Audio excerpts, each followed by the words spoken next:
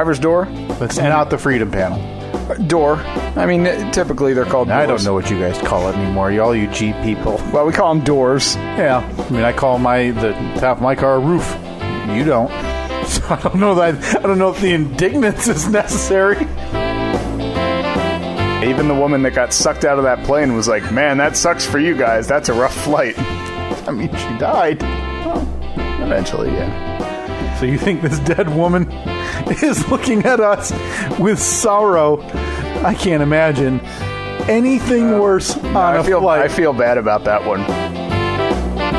Yeah, that's right, lady. I'm all better now, and you can't have me. Who cares?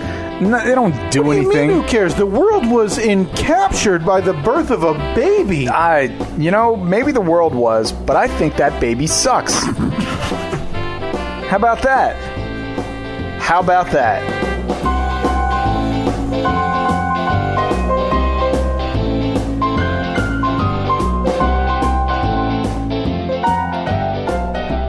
I feel bad about a lot of things I said in that intro. You know, it wasn't the double down there on you hating the newest royal baby. Yeah. It was the triple down. Because It was, you said, I hate the baby. Yep. How about that? That's your double down. How about that? You tripled down. Like, you thought the how about that? People might still misinterpret that. Yep. Yeah. And you wanted to make it clear your absolute hatred for this newborn. Is that safe? Yeah, he's probably a pretty nice little kid. We were chastised, by the way. I'm trying to remember. I'm trying to look for the tweet. Oh, yeah. Somebody was real mad at us for not knowing the line of secession. And I thought we got it pretty good. And even if we didn't, who cares? Because we're not in jolly old England. Oh, I thought you We were don't live ramping there. up to another... No. I'll do cares? it. I'll say it. Do you want me to say it? I'll say it. I don't need you to quadruple down on your hope for pain for this newborn baby and hatred. No, there was no hope for pain. Okay. There was just I don't care about the stupid baby. Okay, maybe I'm just extrapolating them. That's you are probably a my bit. problem. Yeah, don't extrapolate. Don't extrapolate my words. That's I apologize. Yeah, thank you. Apology accepted. It's Monday, May 14th, 2018, the year of our Lord. It's the Steve and Kyle podcast coming to you from APS 3.0 here in the basement of my lovely house. About to be 4.0 any day Not now. a Can't chance, wait. especially after some tweets that I saw. Yeah, it's just not going to happen. I don't know what you're talking about. Well, the internet doesn't forget. The internet doesn't forget it all. So while you were out on your fancy trip to the big city, the city that never sleeps, the Windy City, City of Angels, Sin City, Magic City, the city of love, city of brotherly love. Yeah, I noticed some tweets in which my brother was tagged. You guys met up. Ended up that who knew that was going to work out? Sure. You met up. By all accounts, got absolutely hammered together. Yeah, so I'm sure your respective wives were thrilled at the thought of having to sit there with you while you guys, no doubt, debated Springsteen songs. Yeah. Talked about the glory days. Man, we covered everything. We talked boss. We talked sports. Yeah. We had a heck of a conversation to the point where I forgot my wife and his wife were there. So now, yeah, you had briefly mentioned it. What was the setting? Was it were you at were you sitting belly up to the bar? No, Okay, your standard table? four table. I sat next to my wife. He sat next to his across from me. Mm-hmm. So yeah, we were able to have a few drinks. It was briefly mentioned last week during the podcast that you knew he was going to be there. Well, I know he's up there on a somewhat regular basis, or at least he was at a point at a time. Talk to your brother more for work. Been about 3.5 years, he said, that he hasn't been there. Yeah, I did notice at one point that his employer on his Facebook profile changed, and I was like, oh, I didn't know that. Yeah. Well, now you know. Your brother's been working for a new employer for 4 years, 3.5, 4 years. 4 years. How about that? Yeah. Hey, congrats on the new gig. What happened with the old one? So he doesn't get up there very often, so we had a bit of a discussion about where to go. Finally, I was up front with him because I think he was thinking that I wanted, or may have been inclined to enjoy something nicer, on the higher end. No. I had to... Not the Kyle I know. There was the discussion last week about how we were maybe going to see a taping of the $100,000 pyramid. Yeah, with Michael Strahan. Michael Strahan. Yep, and I should have read because I didn't pack any pants. And apparently you're supposed to dress not horribly for this. Oh, so you can't do like novelty T-shirt and it wasn't even like I had a plain T-shirt, like a 3-button down and khaki shorts. Did you get kicked out of? No, we didn't go. Okay. I read that the night before. I was gonna say, did you get forcibly removed from the pyramid line? Did Strahan have to comb the crowd? Say, that guy, get him out of here. My gap tooth's fine, but those khaki shorts are wildly unacceptable. That's offensive. Yeah, this is a problem. That's offensive. My tongue going through that gap, making the sound of a TH anytime I mean S. That's fine on television, for God's sake. Man, that's crazy. Why? I don't know. Unless you're in the front row. Yeah, and it's or weird. on an end. And does the show happen in the stands? Right. Like, does it happen in the audience? And I'd never really looked before. Well, we were at my parents' last night, and they had the TV on, and it was the start of, which I didn't even know was going on anymore, America's Funniest Home Videos. Oh, man, that's got to be in, season 35 Absolutely. Or so? And you see these people, and they're in tuxedos. Really? And nice dresses. At the taping? Yes. So I guess I just never considered that because... I've seen Let's Make a Deal where people are wearing waffle costumes and hot nurse or whatever, and they're on the show. Right. So I did not think my subdued dark gray plain button down and khaki shorts would have been offensive. But according to the ticket, it was absolutely terrible. It was bolded, no shorts. Wow. And I said, well, as soon as I saw that, I said, well, we're not going to that. Sorry, honey.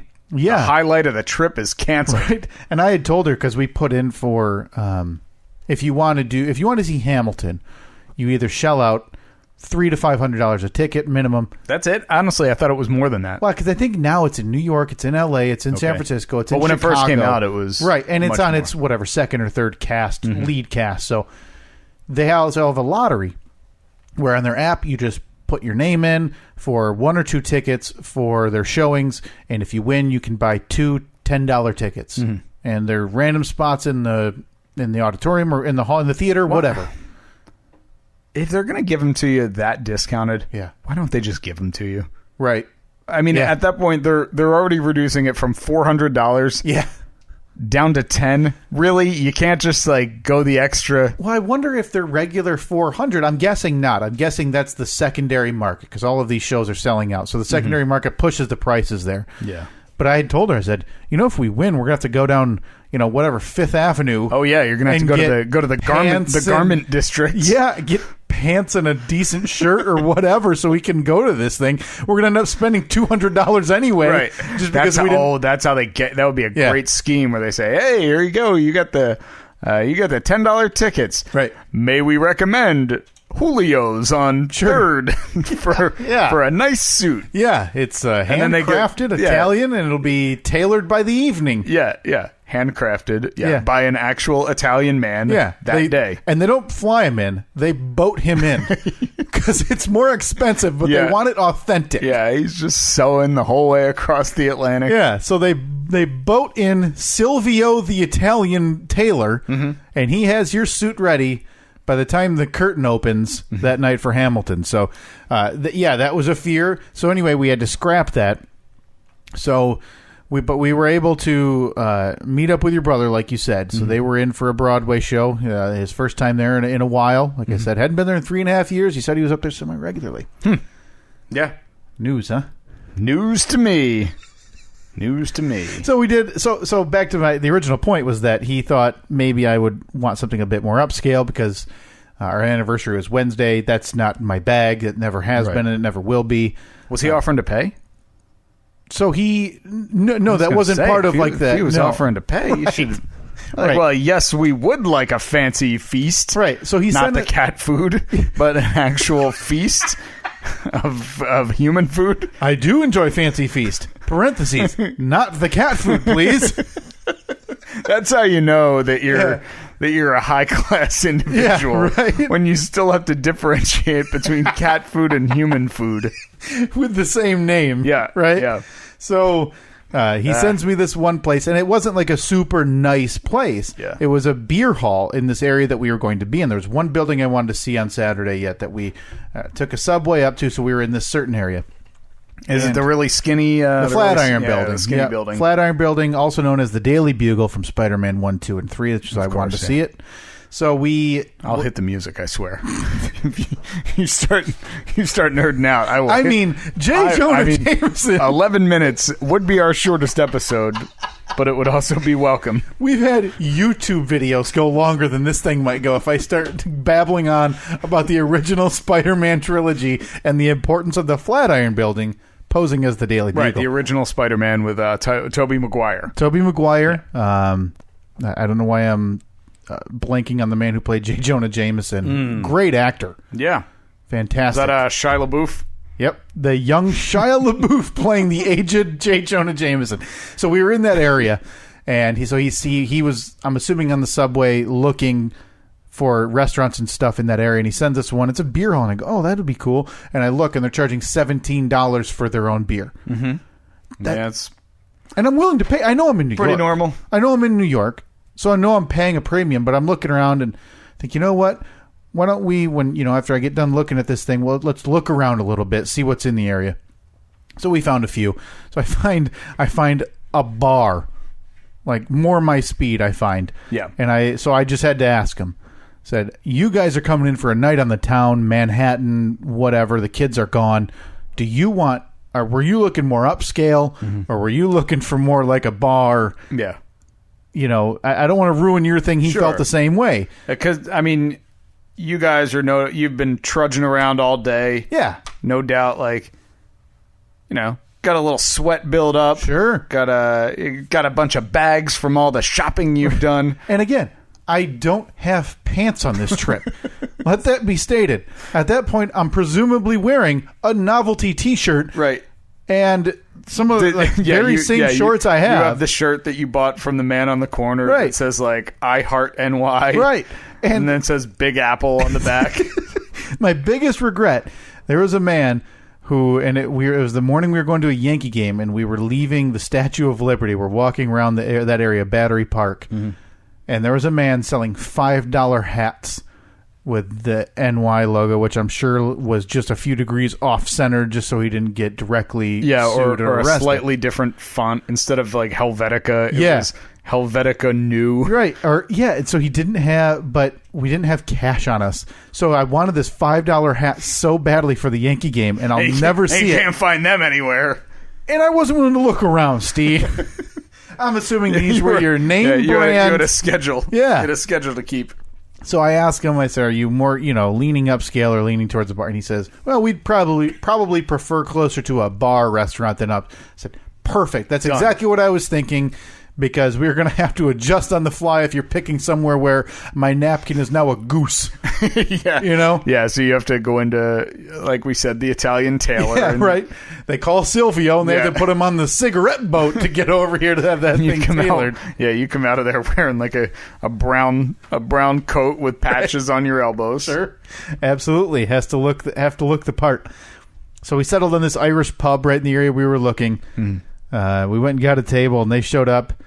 And boy, I think I was a little bit parched, Steve, because it didn't take long. That one beer went down, 2 beers went down, 3, 4, 5. Oh, wow. 6. Now, and it got to the point where I felt bad because what were your plans for that night? Nothing. Okay, so it was Saturday night. It was our last night there. We were beat. But my brother was going to a Broadway show. Springsteen on Broadway, a 900-seat theater. Yeah, with Bruce Springsteen essentially sitting on a stool telling stories. Yeah, kind of like playing the old music, like the old VH1 storytellers, but no band, right? Is there? I don't know. I don't even know. Him. We should get him on the line. Yeah, he around the fourth. I don't know. He beer, might be working at his new job. Hey, how's the new boss? Isn't he the boss? I think he is. Well, I'm sure everyone's got a boss, but I think everybody's got a higher up, right? Yeah. Oh, he said smaller. Next time you talk to him, find out. I'll shoot him a text. Find out for me exactly what he does. No, we text now. We're on a first name phone basis, so I'll catch up with him here and I'll let him know. I'll get the details on his new position. Yeah, give him my number if you could. On the hot new job. Yeah, did you have to send him a Facebook message to give him my phone number? So, around the fourth beer, maybe it was the fifth, I see his wife, and he signals to the waitress, "Yeah, I'll have another." Oh boy! And I'm sure Carla was thrilled. So she, along the lines of, "Are you sure?" Yeah. Well, I mean, because I know that they paid a lot of money for those tickets. Sure. And it was a birthday thing for him. It's a birthday gift for him. Yeah. So you want to kind of be like there. You want to be like peak cognizance. Yeah. And I don't know what 6 beers do to a lot of people. For me, I felt okay. What kind of beers are you drinking here? They were craft beers. Okay. Local crafts. Like IPAs, stouts.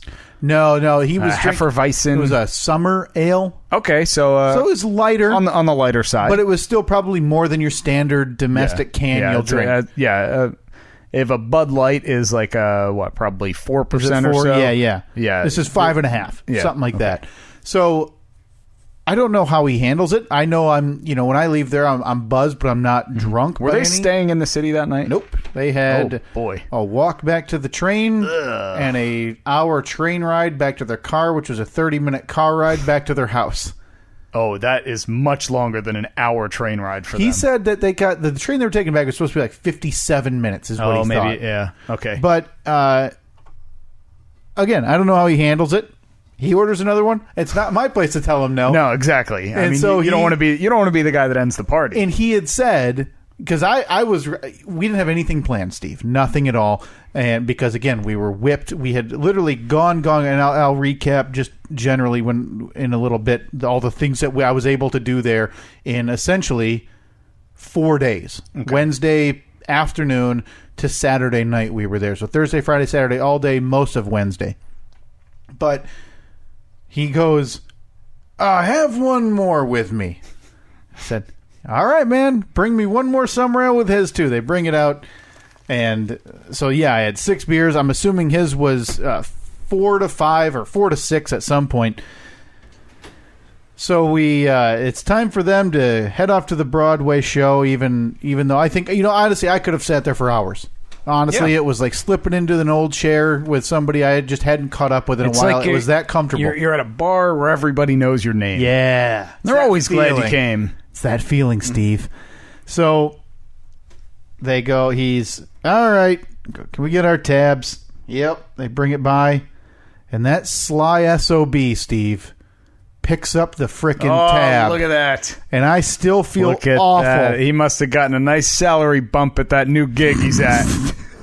I still feel terrible. I this is a public thank you again for that, because that was and I always do this because had I known somebody else would be even remotely considering picking up the tab for me, I wouldn't have had $6 beers in the Flatiron district of New York City, Manhattan. Yeah, you would have had like 8 and you would have gotten the fancier beers. I would have had 2 and I would have gotten like an appetizer. I just feel weird. That's not right. So there I go, having a $16 hamburger and 6 $8 beers.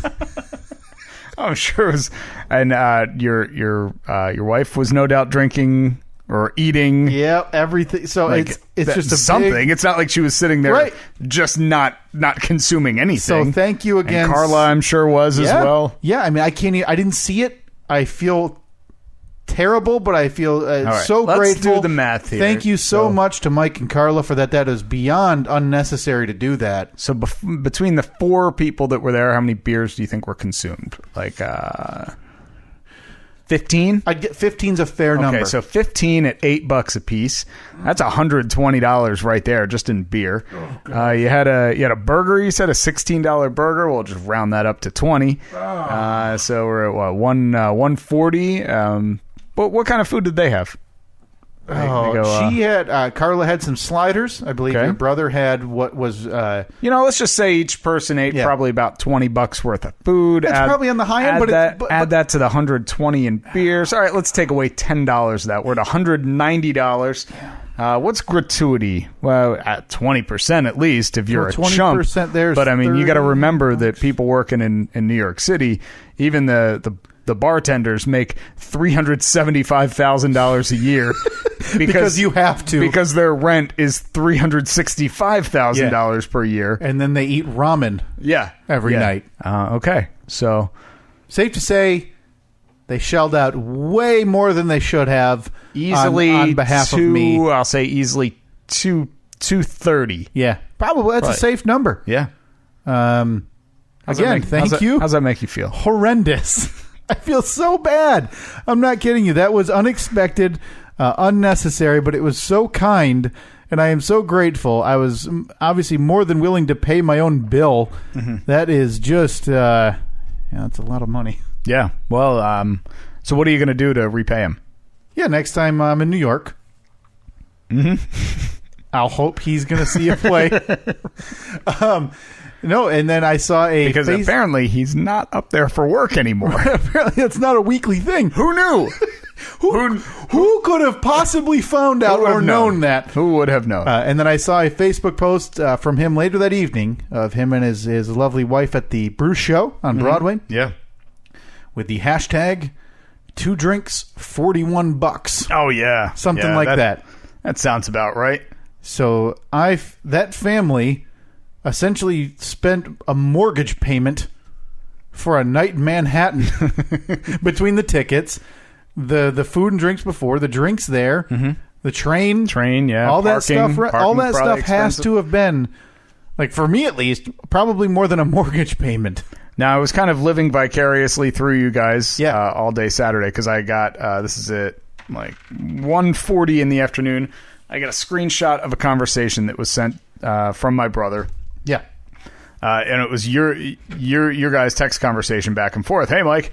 All right, hey, it's Mike. Going to be arriving at Penn Station at 3:30. What are your plans today? You reply, at 9/11 Museum, nothing concrete. My brother says, did you guys take the ferry or subway? You replied, ferried from Weehawken and got a bus, just like a regular Mike, like I live here. I want it to be known. My brother says, I would expect nothing less. Right. And I told the story last week before traveling there. But the last time I was there, which is 12 years ago, standing on the corner, or whatever corner that is by Macy's, one of my friends and I were approached and asked for directions like we were regular, living there New Yorkers. And that's a big distinction. Not everybody gets that. No, not at all. Not at all. So let the record show now, Steve, that both times I have been asked for directions while in New York like I'm a regular New Yorker. One of those I was comfortable giving. This past weekend I found out after the fact, well after the fact, I couldn't have given further wrong directions to this poor couple to get to the Museum of Modern Art. Oh, no. Which Are is they on still wandering? Turns out the Museum of Modern Art is on 53rd and 5th. And I know that doesn't mean a lot, but just for numbers' sake, let me say that. So when I directed these people to go through Central Park by 81st and 9th, know that is a multiple mile difference. Oh, and that's a huge park too. Central Park is massive. That's not a. Oh yeah, just see across there. Yeah, just cut across that. Yeah, we encountered the park is them. like it's ridiculous. Yeah. It's a forest in the middle of a city. Yeah, we encountered them at 57th and 6th or whatever, that area. So I told them to go so much further in the opposite direction because I had seen a sign in Central Park for a museum, and I just assumed that was the one. Why wouldn't you? I mean, there can't be more than one. So it turns It's a city out, of 11 million people. There's only There's no history there. There's the main one that Ben Stiller had the animals alive at, right? Isn't that the one? Yeah, that's the one. So I think I sent him there. That is the one. I think I sent him there, and I think what these people really wanted to see was, the modern art, which is essentially elephant uses a towel, sneezes paint into, and flaps it onto a canvas, and they call it art. I think that's what the people wanted to see, and instead I sent them to Robin Williams as Teddy Roosevelt coming alive at night. So, it was a privilege. I texted you right after. I texted your brother after as well. That was a fantastic interaction. Well, my text conversation with my brother went on after I read that screenshot. I replied, $10 says he bails. Yeah, he told me that. Meaning you. That was a knife into the heart when he told me that, by the way. He said, I heard that's his MO. Yeah. And my sister chimes in, does Joey know he might see Uncle Kyle? Right. My brother says he couldn't care less. And then the next thing I know, it's a picture of you giving the camera the finger. Yeah. I'm assuming that was for me. Yeah. And then a couple hours later, officially hammered with Kyle. Yeah. I replied, I'm sure Katie is having a blast. And and then it was great. And then I go on Twitter, and man, I see I'm taking haymakers left and right. Yeah. I was. Oh, where are these posts? Did you go in and delete them? Oh, I didn't delete anything. No, I don't see them now. Where were they? I was told that you and my brother had discussed that I was the one holding this podcast back, and he's the new co-host. Oh, I think I tweeted that from my personal account. Oh, okay, I did declare that all beefs are now squashed between myself and Joey. We hammered that out. Good. But we came to an agreement that Mike should be the new co-host of this podcast. Huh. And I don't know. We didn't say who needs to be out. Huh. We just agreed. Well, I feel like since I wasn't part of the conversation... Sure. I feel like that decision may have been made without me. No, it could have been anyone. I mean... any one of us could be out. Could have been any one of us on this podcast, Steve, who's been voted off by Mike and me. Huh. So Mike could be the new co-host. Okay, so what does Mike bring to the table that I or you don't currently bring? Appreciate that distinction. Yeah. Well, as you said, you never know. The vote could have gone either way, man. Listen, Survivor... I'm a voting member and I wasn't there. Listen, you can't do that. Survivor has strange twists. Who knows the way this thing went? You guys formed an alliance. Nobody knows. Again, it could go either way, man. The votes have yet to be revealed. Yeah. We didn't get into the pros and cons. We just came to a mutual understanding that it would work out if Mike were a co-host on this podcast. But one of us is out, right? Mm-hmm. Mm-hmm. Yeah. And it might be there's me. only 2 microphones here, right?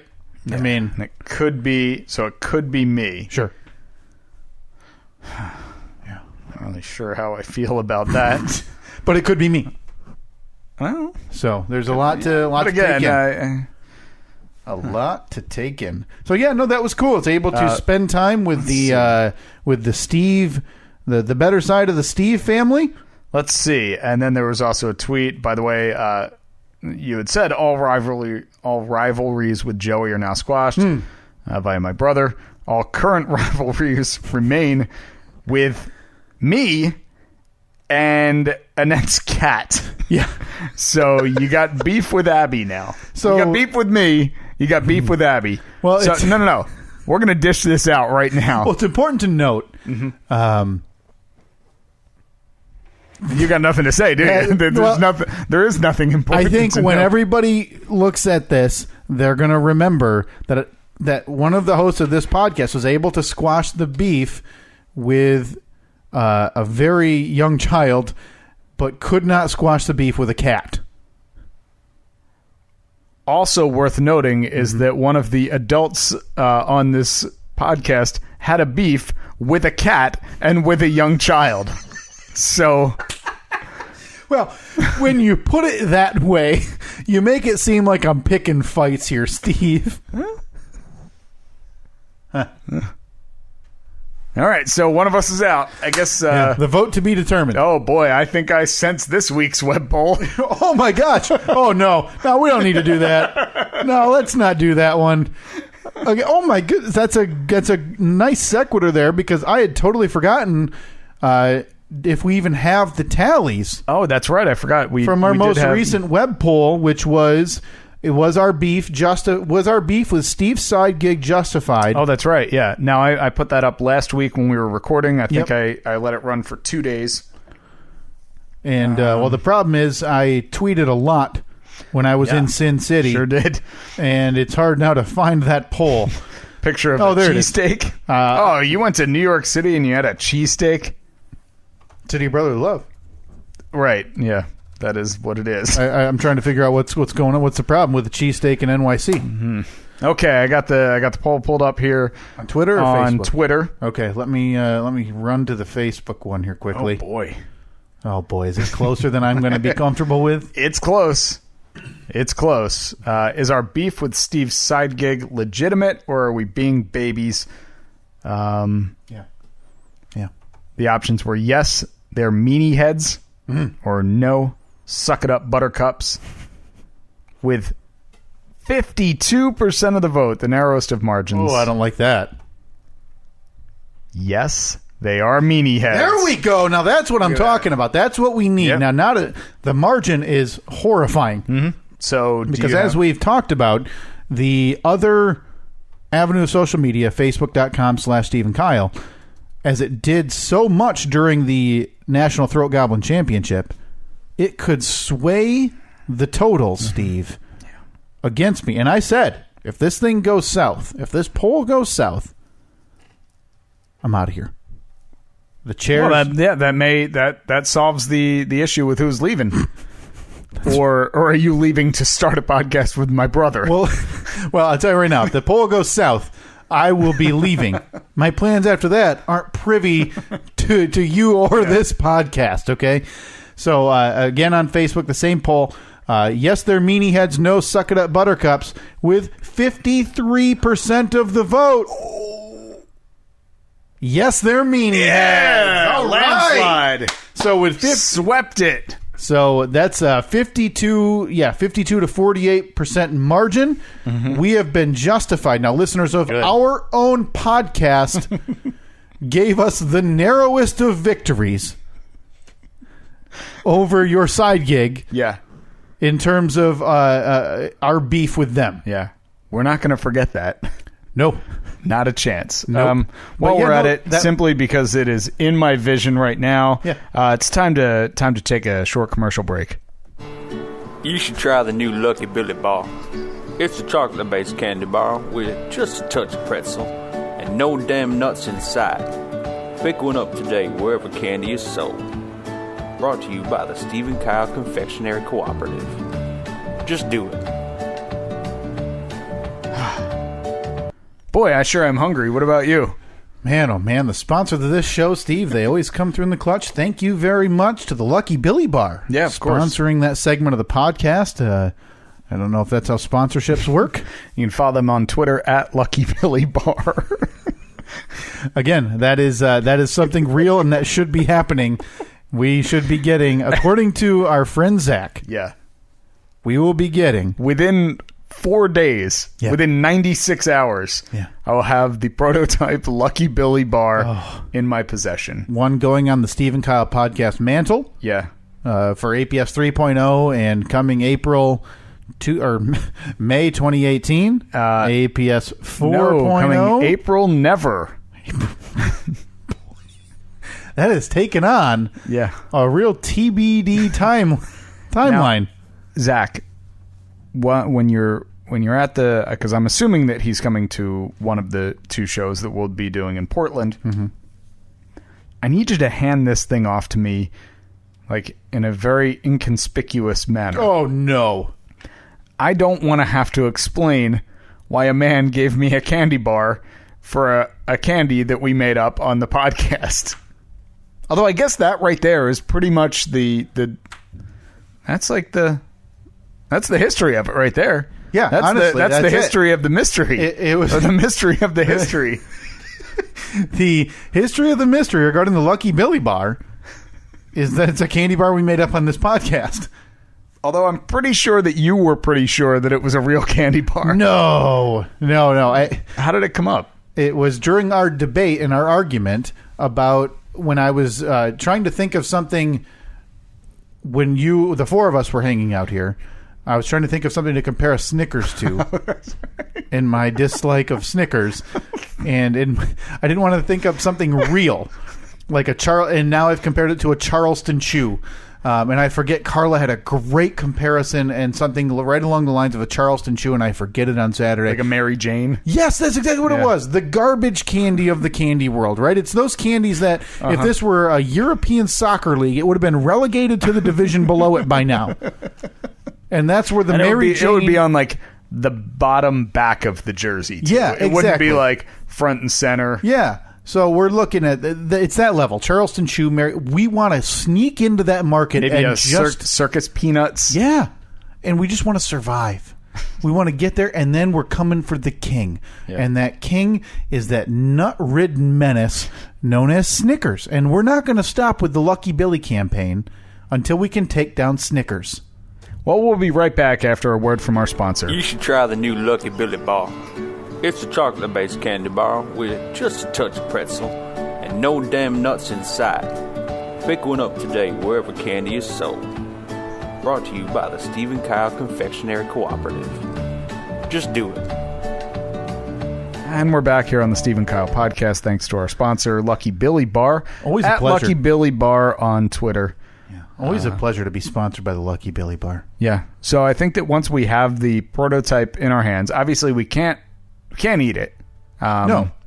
It would just, not yet. Too soon. Those go on the mantle. We're going to need to figure something out to do to maintain the chocolate and candy integrity. Well, I think that if we finally do some of these road trips that we're talking about, whether it be to go to the double hit of Montgomery, that being upstate New York and Alabama. To see motorcycles and a baseball game. Yep. Yeah, we want that. It has to come with us. It's like our Flat Stanley. Oh boy!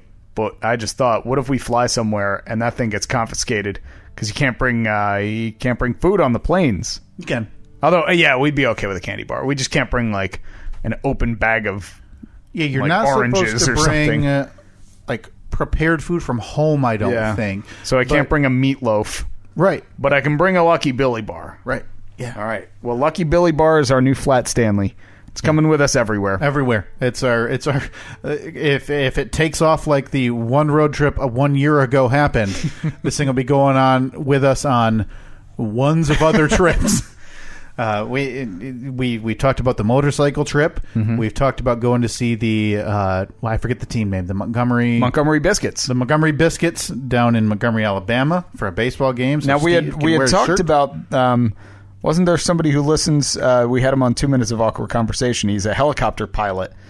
And we had the idea that he would pick us up and fly us to both of those. Yeah, that's what's going to happen. Yeah, that has to happen. And if I remember right, we were reminded that he is a student or something like that. And I don't care. I don't need any of that. School. Yeah, I don't need any of that. Just get me there to both places so I can nap while we're in transit. That's all I need. And if you need fuel recovery costs or whatever, we'll mention you on the podcast. What exactly? How will that get him any money? Publicity for the school. The helicopter, right? Sure. We'll mention the helicopter brand. Yeah, that's how it works, right? Boy, I don't know any helicopter. Isn't that how barter works? Yeah. Or you just mention their thing? What is a helicopter brand? Mm-hmm. The 5-blade one. I know that there's something that starts with an S and ends with ski. Ski-Doo. No. Is that it? No. It's not. No. Swarovski? No, I think it's a diamond. That's a diamond. That's a diamond you hear on the radio. Cicada? That's an insect. That's a bug in the summer. All right, well. Are you sure? Hear me out. Ski-Doo. Helicopter company that begins with S and ends with ski. That can't give you any hits. Sikorsky. Sikorsky! Oh, you're on the right track with that diamond one. Swarovski. So these are all road trips that are being planned, Steve, in addition to one that we have been doing arduous work behind the scenes to make happen. And that is the billboard campaign that the Steve and Kyle podcast is going to be launching. So much work behind the scenes. A lot of effort being put into this. Yes. Such as, please explain all the work you've done first, and then I will follow. I read a tweet that said to use a different company than GoFundMe. Don't mind that violin. It's just, it's really punching through today, isn't it? And I decided, I read another tweet. Or no, never mind. That was the same tweet that Jake sent us about Quad Cities. So, oh, Jake is really hung up on this whole Quad Cities thing. Yeah. Listen, if Jake has an in, which he doesn't because he's visited once for 3 days, but if he had an in to the Quad Cities billboard market, which from what I hear, is harder than the Manhattan nightclub scene. We would love to make some inroads there. So, Jake, if you can pass our business card along, please do. Again, a business card you're going to have to procure because we don't have any. Yeah. But pass those along to all those billboard insiders in the Quad Cities of Iowa. Yeah. And get us in so we can get the special rate. We look forward to it. We look forward to breaking into the market, getting a new fan base, and hopefully doing a live show there at least, possibly relocating there. Sure. For a permanent maybe just basis. the studio, and then we can helicopter in and out for the recording. Yeah, we'll get the chopper the student. Skavsky. Yeah. Skavsky. Sikorsky. Sikorsky. There's nothing that sounds more Russian mob than Sikorsky. Yeah. Or Eastern European. He's like a Turkish hitman. Sikorsky. Yeah. But he's going to be our helicopter provider, so thank you, Sikorsky, for the sponsorship. You're right next to the Lucky Billy Bar. Sikorsky is the brand of helicopter. It's not a person, right? It's not. Well, I'm assuming it's based on a name. Probably, right? Yeah. I mean, I don't think they had one part that was sick, and then the other wing was a we all know that it was established, strangely enough, in Stratford, Connecticut in 1923. Yeah. Remember what I said? The Russian Eastern European mobster. Igor Sikorsky. Oh, that is a terribly scary name. What timeline? When was that made? 1923. Okay, so right after he murdered all those people. 1923, between 23 and 25, it looks like. So right after that murder at the St. Valentine's Day Massacre, Sikorsky took over the burgeoning helicopter market. Yeah. And is still kicking the day. How about that? Didn't know helicopters were invented? 93 years ago. Yeah. Boy, how about that? I don't know if I'd good for them. I don't know if I'd ride in one today. Can you imagine the shape they were in 90 years ago? Oh yeah, and it looked like those old flying machines where you see a guy jump off the roof and he just flaps his arms, or that other one where there's like the umbrella on top and it just goes up and down. They've got it and shakes the person riding in it like to death. To get this helicopter, the 1925 Sikorsky, off the ground, they needed 12 men to do like the where you tighten a blanket and so it gets taut, and they need to do that like 8 times to get it enough air so it can take off. All the while, old man Sikorsky's in the back like flipping the blades around to try to get enough momentum. Faster. Igor, we can't do it. Then he has that guy killed because he's a Russian mobster living in Stratford, Connecticut. Yeah. Man, that is a brief history of the Sikorsky Helicopter Company. You know what that is? That is a brief history of the mystery. Thanks for tuning in. Wait, what was the mystery? No, the mystery was just who made the helicopter after they murdered people. When were they founded? Again, a Google search. And by the way, no chance that that's when it was founded. Or when helicopters were founded. That's just when old man Sikorsky did it. Yeah. So, but yes, back to all the planning. I think it is safe to say, because it's not that difficult, Steve. By this time next week, when we record next week... I believe we've said this like 2 weeks in a row. Nope. It's just been planning stages. Like, we've been putting thought into it. So we were planning that next week we would plan to then plan again. Yep. Okay. Next week, we pick the town or the market that we're going to do this in. Is that fair? Yeah, we have to pick it by the dart throw. Yep. So we're going to throw the dart at the map to figure out which area or market or whatever, how you want to define it. We are going to fund a billboard. But I don't think we need to wait for that to start the campaign. I think we can start that at any point. Sure. Well, but without knowing the market, we don't know the price, and typically you have to put in. I mean, you have to tell it what your goal is right off the bat. $10,000.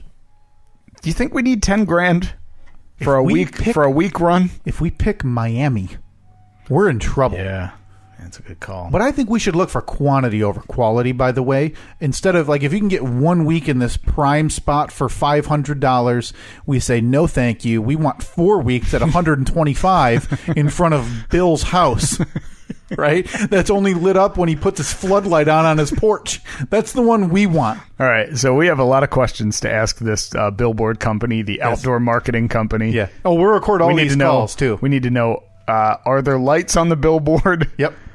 How high is it? How high is it? We don't need a designer. Can we just send you a thumbnail and you we'll just paste it? We'll send you the PDF. Just blow it up a bit. Yeah. Again, I want our faces pixelated beyond recognition. Honestly, it's a gray blob, and people can pick out the cigarette out of my mouth. And we need to decide which design we're going with too. Right. We have so many. Well, there's a lot of options. There's one with you on crutches, with the quote "hobbling and bobbling" with a hitch in his giddy up. I think that's a strong contender. That's a very good candidate. And all your advice, hashtag Stephen Kyle Billboard. Please send us your ideas, either of the acronyms we've discussed, the images you've seen that we've posted, or any other ideas you have. Another option is to wait, because a friend of the show, Zach, claims that by episode 100, which is in, 5 weeks, 6 weeks, he will have a brand new logo for us. So do we go the logo for 96 episodes or whatever that we've used, which is, again... I think it's a great logo. I love the logo. I appreciate how much time you put into it, which, again, was 1 hour plus of labor. Look, I had to download that stainless steel background. Beautiful. I had to run our photos through filters, which at the time, it took a lot of work to do. And by weeks later on my phone, I pressed a button. And it did it for us? Yeah. Well, you didn't have to delete the background. Yeah, I did. That's true. You did all this. Again, so hours worth of work. So we either go old school and leave Smoking Kyle and Steve's profile with the, we found out it was not Times New Roman font. Right, yeah. It's whatever other variant font. Of that. But okay, so all these options. Again, hashtag Stephen Kyle Billboard. Help us out. Help us decide. This is going to happen. I want to get this campaign moving. I think we just put a stupid goal. Not stupid high, but we just put a goal down, and if we hit it, fine. I think it's a bad idea. Why? Because people are say we need $2,000. But we're not getting that. And we put a goal of, like you said, 10,000. Yeah. People are going to look at it and they're going to see, oh, they have $48. Well, this one's not making it. My money's not going to do anything. Yeah. They're going to bail. So then do we put a tiny goal and just keep everything after it goes increasing it? Yeah. Well, I think you can do that. And I think anytime, like, as long as you go over, people can still keep donating. I think by the time we record next week, we have to have a ballpark figure in mind based on where we throw that dart. I would be uncomfortable putting anything more than maybe 1,000, asking people in our own money of like $1,000. Is that safe? Or would you be willing to go higher? I have no idea what to expect. Yeah, I don't know if it's going to get us a billboard though. $1,000 can't get you a billboard in 2018. I don't know. Then maybe we downsize to a bus stop. No. You want billboard? It's a billboard. Okay, I think we can make it happen. And I would kind of be interested in back of the back panel of the bus advertising. Yeah. So you're sitting in traffic, staring, and it's got to be one of those funny ones where like the tailpipe of the bus like lines up with one of our mouths or something. It's like the cigarette. It looks like you're actually blowing smoke out every time the bus accelerates. Do you think we can do that? I think we can figure out a way to do that. But what city? Because we're not affording New York. We're not affording, L.A. or probably not even Boston, things like that. We're going to have to go, again, mid-level to low-level public transit. That's what we're shooting for here. And I think we're going to have to pony up like the $20 for the vanity URL so we can just get StephenKyle.com. Yes. This is all stuff we'll figure out and be able to do. Listen, I think we put a goal there. We move the goalpost as need be. And I think hopefully everybody believes me when I say, and believes us, that if this thing doesn't happen, you'll be refunded up to and no more than 50% of your money. Yeah, I mean, just feel lucky that you're not advertising with us because you know that the... Which is a punishment now, by the way. The way you just phrased that. Be lucky you're not advertising with us. Like it's... Yeah. Because remember, if you're interested in advertising on the Stephen Kyle podcast, what was the cost? I think it was $1,000 a month. Speaking of moving the goalposts, that happened a couple times. $1,000 a month, but you have to pay it $150. There's a 1 year... commitment. Yeah. And then you had to pay 150% up front in case you bail on us. We get to keep it. Yeah. And then it's mandatory renewal at the end of that 1 year, and it goes up by 200%. I promise you that's different than what we had initially even remotely said. Yeah. But that's okay. Yeah. And again, Marvelous Patrick and Stan the Movie Man, we're getting back to you any day now. Yeah. You got to get back to We're Patrick. literally crowdfunding, Steve. And we refuse to message back people who are willing to give us American dollars to advertise on this thing. Yeah. We're the worst. Mm-hmm. We're the worst. But no, I think by next week, by the time this next week's episode is recorded, I think we will have a crowdfunding campaign ready to go. We'll have an area picked, and then I'm sure you just fill in 2 blanks on one of those sites, and they send you money. I think in a lot of cases they make you upload a video that talks about... Nope. No? Not doing it. Oh, okay. Not a chance. Man, we'll just upload like our ice cream taste test or something. We'll just upload the audio of us talking about how we're only going to refund 50% of the money if we don't hit our goal. Like, just not even lie about it, right? All right, so you heard it here. By the time we record next week, we'll have a plan in place for the billboard campaign. Well, we're going to pick the town. Yeah. And then so by the time the episode's released, that Tuesday, by Tuesday or Wednesday, we will have a link in the show description. We'll have links on our social media and everywhere else to crowdfund this thing for 30 days so we can get a billboard up so Steve and I can take a road trip, take a picture in front of us on the billboard before the summer's out. Back after this. You should try the new Lucky Billy Bar. It's a chocolate-based candy bar with just a touch of pretzel and no damn nuts inside. Pick one up today wherever candy is sold. Brought to you by the Stephen Kyle Confectionery Cooperative. Just do it. Boy, it pays to be a sponsor here. It sure does. Sure does. Because that just is imagine Marvelous Patrick, if you will. Probably doesn't listen to you want to get... What did he have? What was his thing? He does a comic strip on the website weekly. You want to get your comic strip on the big show here? Mm-hmm. All you got to do is just send us money. He's offered to. We literally haven't followed up with him. Well, I don't know why we need to tough talk. Well, here's what you do. Patrick. You stuff some hundreds in an envelope. Send them our way. Yeah. We'll open the envelope. If there's enough, we'll talk about your thing. If there's not enough, we'll tell you to send more money. And not give you the current envelope back. No, because you need to pay to play. Yeah, we'll consider it a down payment. We'll consider it a down payment on the future pay to discuss. Right. Your thing. Yeah. That's so. I don't want to use that expression. Pay to play, is that a no? Is that a negative connotation? I got a better idea. So you send us hundreds, and if it's not enough, we say, "Hey, send more." It's just part of our payola fund, and then we discuss your thing. I like that better. Yeah, it rolls off the tongue. Much better. It sounds like you're speaking another language, and everybody's impressed. It's exotic. Ooh, payola. No negative connotation to be had. No. None at all. I did need to get, Steve, because I was out of town last week, I need to get a brief update what happened with softball. I have a general idea. Yeah. But I know by following the group message that things were bordering on treacherous, again, weather-wise. Yes. And I did not know if everything went off without a hitch, or what's the update? Everything went off with a hitch. Oh, good. So it did go off, but it had a hitch. Yeah, we arrived at the field And when we first got there, I thought, okay, it looks okay. We're going to get this game in. But then one quick look at the radar proved otherwise. So we were warming up, and there was lightning in the distance. By the time we got on the field, the lightning had moved closer. Oh, good. We batted first. 3 runs in the first inning. Not bad. Yeah. How'd you do?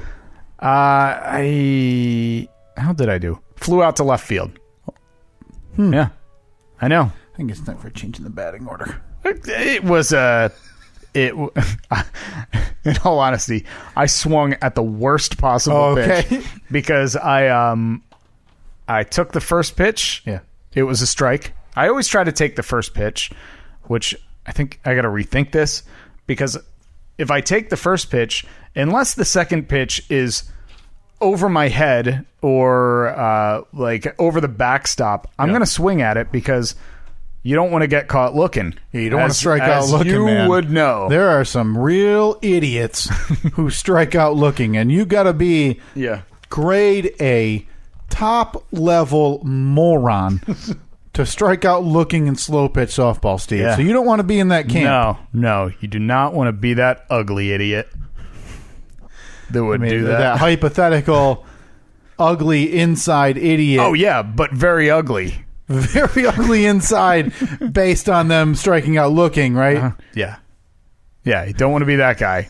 No one likes that guy. That guy is a social pariah. The only one who hates that guy more than everyone else is himself. Yeah, a lot of loathing if you do that. Yeah. Okay. So anyway, back to this completely not hypothetical situation. A real jerk. Okay. So, yeah, the first pitch, right across the plate. I do not swing. Second pitch was high. It didn't seem that high when I first started my swing, because I was like, oh, it's going to be close enough. I can't be the virgin loser who doesn't swing.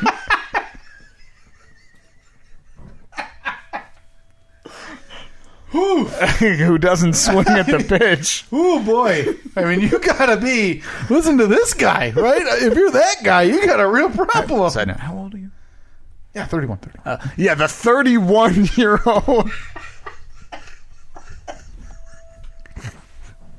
Side note, though. I mean, it's a side note, so it could have been for anything. I'm sure right, you're yeah, mailing me a birthday card. Yeah, exactly. I want to find you a nice birthday card for the big 3-2 coming up. Whenever it happens. 10 months away. So I swing, and it looked like I was chopping. Like, all right, you got on it. Yeah, like throwing a tomahawk. Surprisingly enough, made contact, and it was a decent shot to left, but it was an easy play for the left fielder. So yeah, we ended up scoring 3 runs in the first inning, which was great, and they got the third out. We're out in the field, and they scored, I think, 1 run. Yeah, they had 1 run, and then at some point they had there was 1 out, and there was a guy on third, runner on third, and they hit a fly ball to center field. Now, our center fielder, whose name, I apologize, I do not remember what our center fielder's name is. He's a new guy on the team this year. It's either Wes or Brian, I believe. I believe it was Brian. Okay. Now, I knew he was serious because he's got the fancy baseball pants. Knows what he's doing. He's obviously played in a league or two before. Fly ball to him in center field. Again, runner on third. And this is softball. These are 60-foot base paths. So typically, if that ball goes into the outfield, even if it's caught, fairly simple tag up by the guy on third. Yeah. So I'm the second baseman. I turn and I'm kind of running out towards center because I would be the it was pretty much dead center field. So I could have been the cutoff guy. I could have been the one covering the bag, but I just went out there. I knew he was going to get it, so I just went out there with my glove up to take the throw back in. We preach cutoff men. Yes, yeah, we preach cutoff men. Morning, noon, and night. Sometimes it goes on deaf ears. In some cases, deaf and drunk ears. More often than not, It goes on deaf, drunk ears. Just throw in dumb, too. Deaf, dumb, and drunk ears. Yeah, you're the Helen Keller of slow pitch softball. So, this ball easily caught by our center fielder, Brian, whose name I think is Brian. Or Wes. Or Wes. Or Ryan. And so I got my glove up. Hey, man, throw it to me. I'm the cutoff guy. Yeah. Well, my head nearly got taken off by a missile that left this man's arm. God, of course. Because Team ReMax refuses to just allow the one run to... Whatever. You know what? I'm not the coach anymore. Not my job. Well, surprise, surprise, that bullet was so on track. Oh, really? Our friend Joe was filling in for you that night. Yeah. Joe, he hasn't played softball in years, but he was like, heck yeah, I'll play. He was excited to play. So he was catching. I don't think he realized the ball was coming to him. Oh, no. Until it was about 4 feet in front of him. Oh, God. And luckily, either somebody yelled or he noticed right at the last minute. Yeah. And he was standing on home plate, put his glove up, and it hit him directly in the palm. Oh, that hurts the worst. And you know that it did because it ricocheted off of his hand back to the pitcher. Oh. Like it made it all the way back to the pitcher. Now, if he had known it was coming, if he had seen it coming, he would have had enough time to catch it and tag the guy out that was coming home. I think he never saw it coming. He just happened to put his glove up at the right moment. Right. And basically handballed it back to our pitcher. And that's one of those pains that does not go away. No. He texted me the next morning saying it was definitely a little bit sore. Still. But that was the second out. We ended up getting the third out of the inning with them scoring 2 runs. Oh boy. So it scores 3-2. Yeah. End of the first inning. That's it. The game was called. Oh my God. And the game, to all of our surprise, was official. So 1 inning played. Final score of 3-2. What a racket. Team ReMax is 2-0. 2-0, man. Please pull up our bets. We have to recap the bets. I don't even know what that was. Usually I keep them on on the sheet. Yeah. I didn't save them through. I believe I said any second now. 6-4. I think Any second now. Any second now. I'm gonna find those and I'm gonna have the updated. I mean, I picked at this. I mean, if I remember it, I picked like 8-4. Boy, I think we only play 10 games, so that would be tough. 8-2. Then I mean, that was. I remember there was an 8 in there. That's all I'm saying. I think it might be 12. I forget. Is it?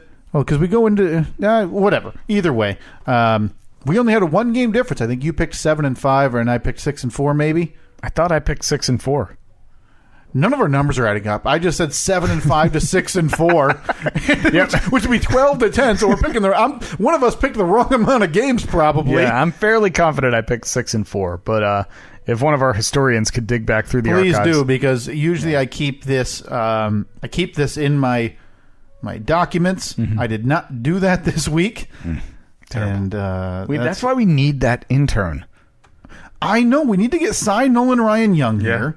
Who, again, has so graciously taken on the mantle of coach and organizer this year, because if I didn't retire from softball, I had retired from that, because that was the worst part of the job ever, and this week was 100% evidence why.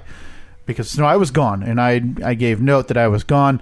Jake gone visiting his future university in Quad Cities, Iowa. Oh, Quad Cities! If I hear one more thing about the Quad Cities, you heard about the billboard market there. Imagine if we throw that dart though and it lands in the Quad Cities. He's going to be so happy. He'll just stand in front of it every day, admiring his heroes. And then come to find out, whatever. My brother still can't show. Find out somebody is done playing, and I didn't know. Come to find out, night of, again, I'm in New York City, and I'm following this message. Hey, I'm driving from a long way away. I don't think I'm going to make it. And everybody's like, I don't know, that's like a 30-minute drive. It seems like that's possible. Yeah, I'm not going to make it. Another one bites the dust. And that was He ended up showing up. Did he? Yeah, that was Kevin. That Kevin was ended up showing the up. second to last one, because if I remember, there was one an hour and a half before. Oh yeah, I was about to message you guys. I can't make it. I don't even know who that was. So a team that started with like 14 people. Night of is scrambling because there's only 9 players. Yeah. So Steve is calling in the subs. I probably could have gotten us one more. Yeah. I don't know about that last minute though. I probably could have gotten one like around noon that day. Okay. But- Which at that point everything seemed hunky dory. Yeah, I was bringing Joe, and everything seemed like we were going to have enough. Yeah. But oof. And that's why I don't miss that, and I will never do it again. we fought through it. Yeah. Big victory out there on the diamond. Yeah. 3-2, Team ReMax, 2-0. Yeah, and I am officially Here we go. 3 for 6. Officially, So I'm huh? batting 500. It's official now. It's not bad. Not bad. Official numbers. It's going to take a little work to get me up. I think I predicted I'd bat like 880. Well, because you wanted to beat Joe from last year. Now, young Cotton Eye Joe, who is 22 and could run a million miles an hour, batted 780 or something stupid last year. And your idea this year was to then beat that. Yeah, not just beat it by like 1 point. Like I want to beat it by 8 points. Yeah, you want to get to 800 and beat Joe this year. I want to get to almost 900. I want to hit 880 this year. Boy, that again the goalpost moving thing. That's gotta. Yeah. You might want to adjust those. 880. I'm just gonna start. I'm gonna start getting those little rollers, like basically a swinging bunt. Yeah.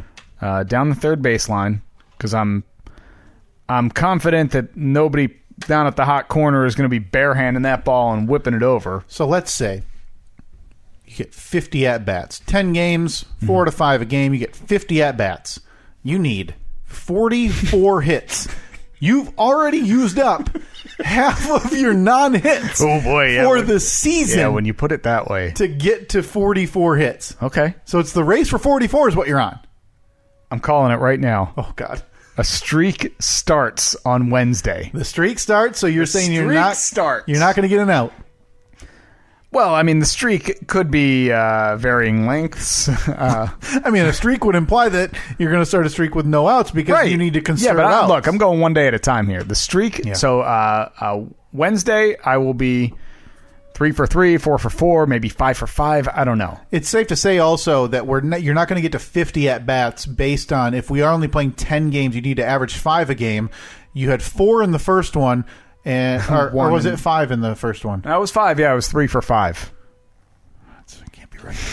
And 1 in the second one, putting you a touch behind the pace of 10. Right. So let's say, but there will be at least one of those games. Like our first game, we batted around like 3 times in 1 inning. Yeah. Okay. Now the only handicap is that we have the a time limit. Mm-hmm. Games can only go an hour. So we're going to have to pick up the pace, guys. We're going to have to pick up the pace a lot. I got to tell you, I don't think that's the handicap. Look, you're in the race for 880. You know, I'm in the twilight of my career. Oh. The team wants me to be the hero. I can sense it. That's what they've said. I can feel it when we're out there practicing before the games. Yeah. I hear the whispers. I see the stares. Mm-hmm. I hear the kids in the stands. Mr. Steve, sign my ball cap, please, mister. My friend is sick. Oh God, there's a sick kid now. Can you hit a homer for him? Just this once. Even the friend. But if you do it once, I may ask again. Ha ha ha. Okay. What am I going to say no to Timmy for? Yeah. I can't do that. Timmy with a sick friend. One seems very needy. And 2, watch your mouth. His friend is sick. I'm comfortable saying that less than 3 weeks ago, I think it was 2 weeks ago, there was an active discussion to boot you and Chris sign Nolan Ryan Young from the team in a military-style coup because he dropped a couple people in the batting order and kept you at number 2. Look, all I got to say is this Wednesday night when we take the field, a couple things are going to happen. Yeah. 1, The bat flip returns. Yes, now we're talking. Now, if you promise me a bat, even on a fly out, I will have the camera ready to record this bat flip. We'll have somebody on the other field to catch it, because that's how far it's flying. Like, you know how they have that net that hangs in between the fields? So you're talking about a foul ball? So spectators don't get hit with fly balls. That's where the bat's going to land. Oh, God, okay. No, that's safe, because then it'll just slowly slide down to the area where you can get it out. Okay. Mm-hmm. I love it. I can't wait. I'll videotape it. So Steve's bat flip. Bat flip is returning. Yep. And, like I said, 4 for 4 maybe? Let me tell you what I'd like to see out of you. What do you got? I'd like to see one of those walks where that doesn't help my average. You sit there, you take the walk, you put the bat like in between your legs, you start to take off the gloves at the plate. Like you're showing displeasure. All right, so I got to go buy batting gloves. Yep. I didn't know you went barehanded. You're old school? Oh, yeah. Oh, nice. What do I need batting gloves for? It helps. I remember somebody velocity. last year on the radio show, somebody asked me if I wore batting gloves, and I said, I don't even know which hand I'd wear them on. Well, so you wear them on both. Well, I thought that normally it's like golf. Really? Yeah, because both your hands are on the bat. Yeah, so that right there should be an indication. Batting gloves probably aren't going to help me. Sure. Well, I'll say this. The one at bat I didn't wear batting gloves. Sorry. The one at bat somebody didn't wear batting gloves. Oh, you mean the 31-year-old faceless 31-year-old virgin loser, ugly poor soul. Yeah. With a club foot. With a club foot and a dumber face. Struck out looking. How's his hair? We'll be back after these messages. You should try the new Lucky Billy bar. It's a chocolate-based candy bar with just a touch of pretzel and no damn nuts inside. Pick one up today wherever candy is sold. Brought to you by the Steve and Kyle Confectionery Cooperative. Just do it. And we're back talking softball here on the Steve and Kyle podcast. I'm Steve. He's Kyle. SteveandKyle.libsyn.com. Call us in. Call us up with your hot sports takes. 1-800-SPORTS-TAKES.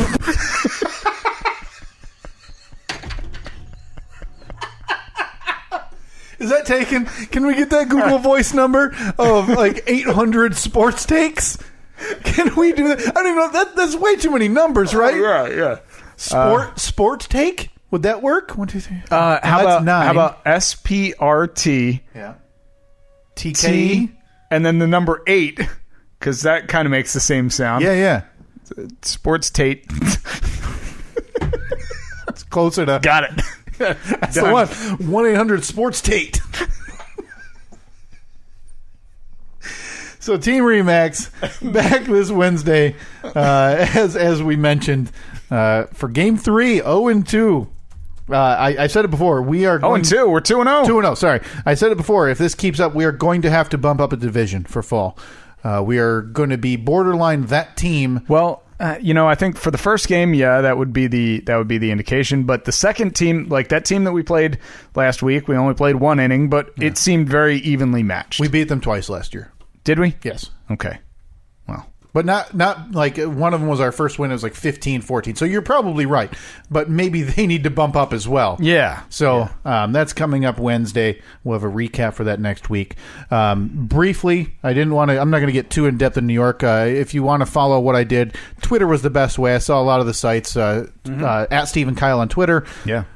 Again, packed so much into essentially 3.5 to 4 days. Statue of Liberty, Ellis Island, 9/11 Memorial and Museum, Yankee game, Central Park Zoo, the Times Square, all the buildings I wanted to see. Did you do the ultimate frisbee in Central Park? No, God, no. We were walking, so I just wanted to die. I was able to see. Sounds wonderful. Boy, when you put it that way. Fascinating to see. One thing that kind of went understated there, and is not referenced, and I get why it isn't, is the apartment building that John Lennon was murdered at. Yeah, the Dakota. The Dakota, yes. The Dakota is 5 steps from Central Park, where there's a memorial, an Imagine mosaic thing there. And I'm assuming it's because he lived across the street. And it's a celebrity-ridden building that celebrities have lived there for years. I think Yoko still lives there. I wouldn't doubt it. She actually narrates the audio tour of one of the fields in Central Park. Mm-hmm. So if you can decipher that garbage, you can listen to Yoko Ono. But so the Dakota's directly across the street, and there's not a mention, a marker, nothing. You walk up, and it's literally in between the two. Oh, wait. Actually, here. I pulled up the audio tour for Central Park, as narrated by Yoko Ono. Is it the Strawberry Fields, I want to say? Let's see.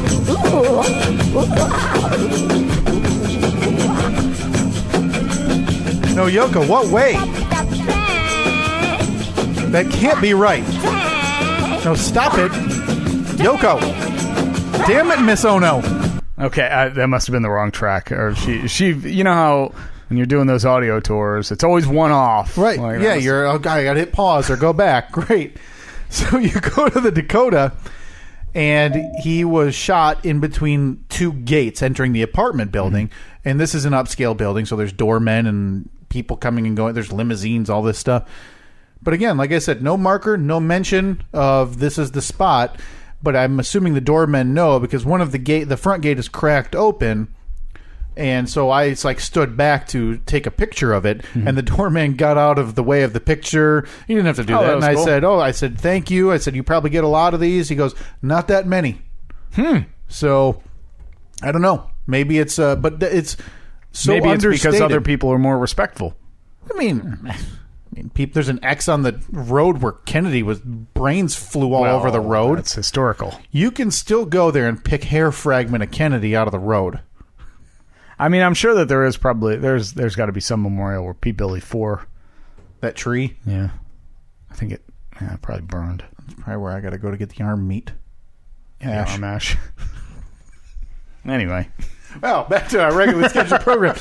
So, was able to do all of that. Got to go to, I think I talked about in the podcast, the pizza place that I'd eaten at. Jay's Pizza? Jay's Pizza. Now, this is on 15th and 7th Manhattan for all you local New Yorkers. I mean, right, that's of course. That's who I'm talking to. Our huge listenership in Manhattan. Oh, by the way, thank you for saying that. I need to give a big thank you to listener James. Lives in New York City, works a block from the Empire State Building. I was communicating with him on Snapchat while I was there.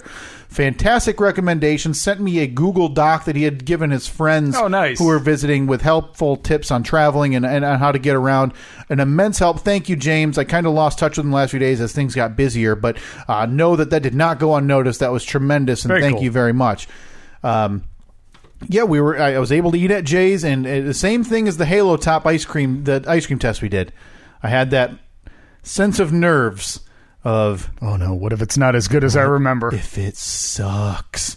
We get off the subway, we're walking, and heart starts to flutter a bit. Pull in there, and there's nobody in there. I was like, oh man, something's got to be wrong, right? But if they're closed down, nope, just one other person there. Go in there. It's exactly as I remember it. Dirty. Order a couple. Absolutely.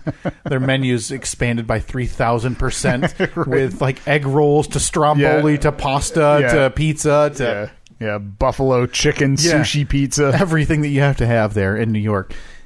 Order a couple slices for myself. Ask if the wife wants one.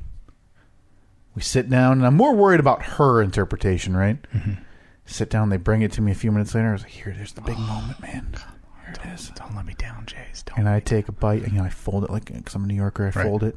Yeah, they don't. You don't fold pizza here, do no.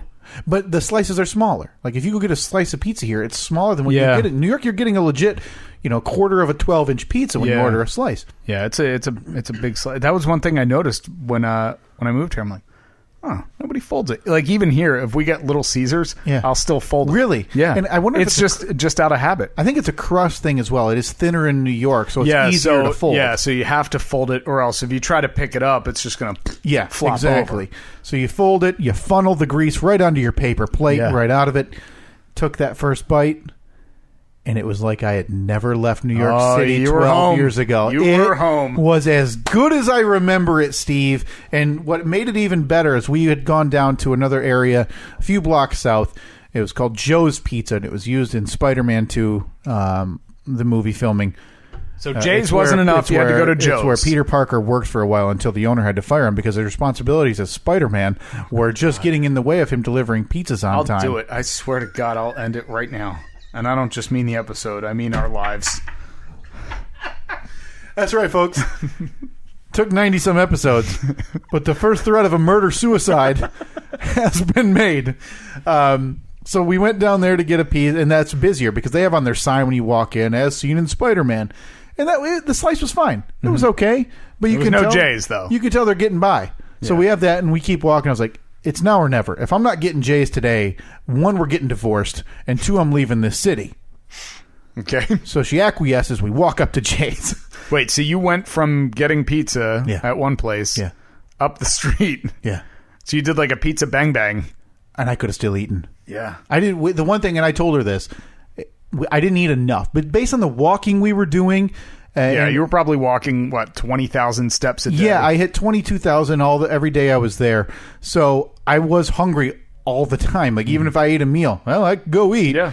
So, yeah, I had 1 slice at this Joe's Pizza, took some pictures, walked up. We got Jay's, and I got 2 slices there. So I had 3 slices of pizza. It's not that bad. It's nothing.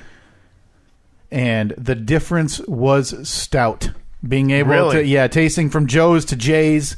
Didn't get any Ray's. If I'd gone from Joe's to Jay's to Ray's, that would have been ideal. Or Moe's. Is Moe's another one? Sure. All I know is there's Ray's. There's like 85 Ray's. So, yeah, Jay's Pizza lived up to every ounce. So we were eating. I asked Katie, I go, what do you think? Yeah, it's better than the last one. Okay. Well, that's good. Well, that's fine. But I need to know, is this the best pizza you've ever eaten? Because that's the only qualifier that I will continue to use. So you would classify that, you would rank that as the best pizza you've ever eaten? You know, so it was your basic piece of pepperoni pizza. I think I would. I think it was my favorite piece of pizza. That's something. Now, again, I'm a simple man. I'm not, I don't like a steak.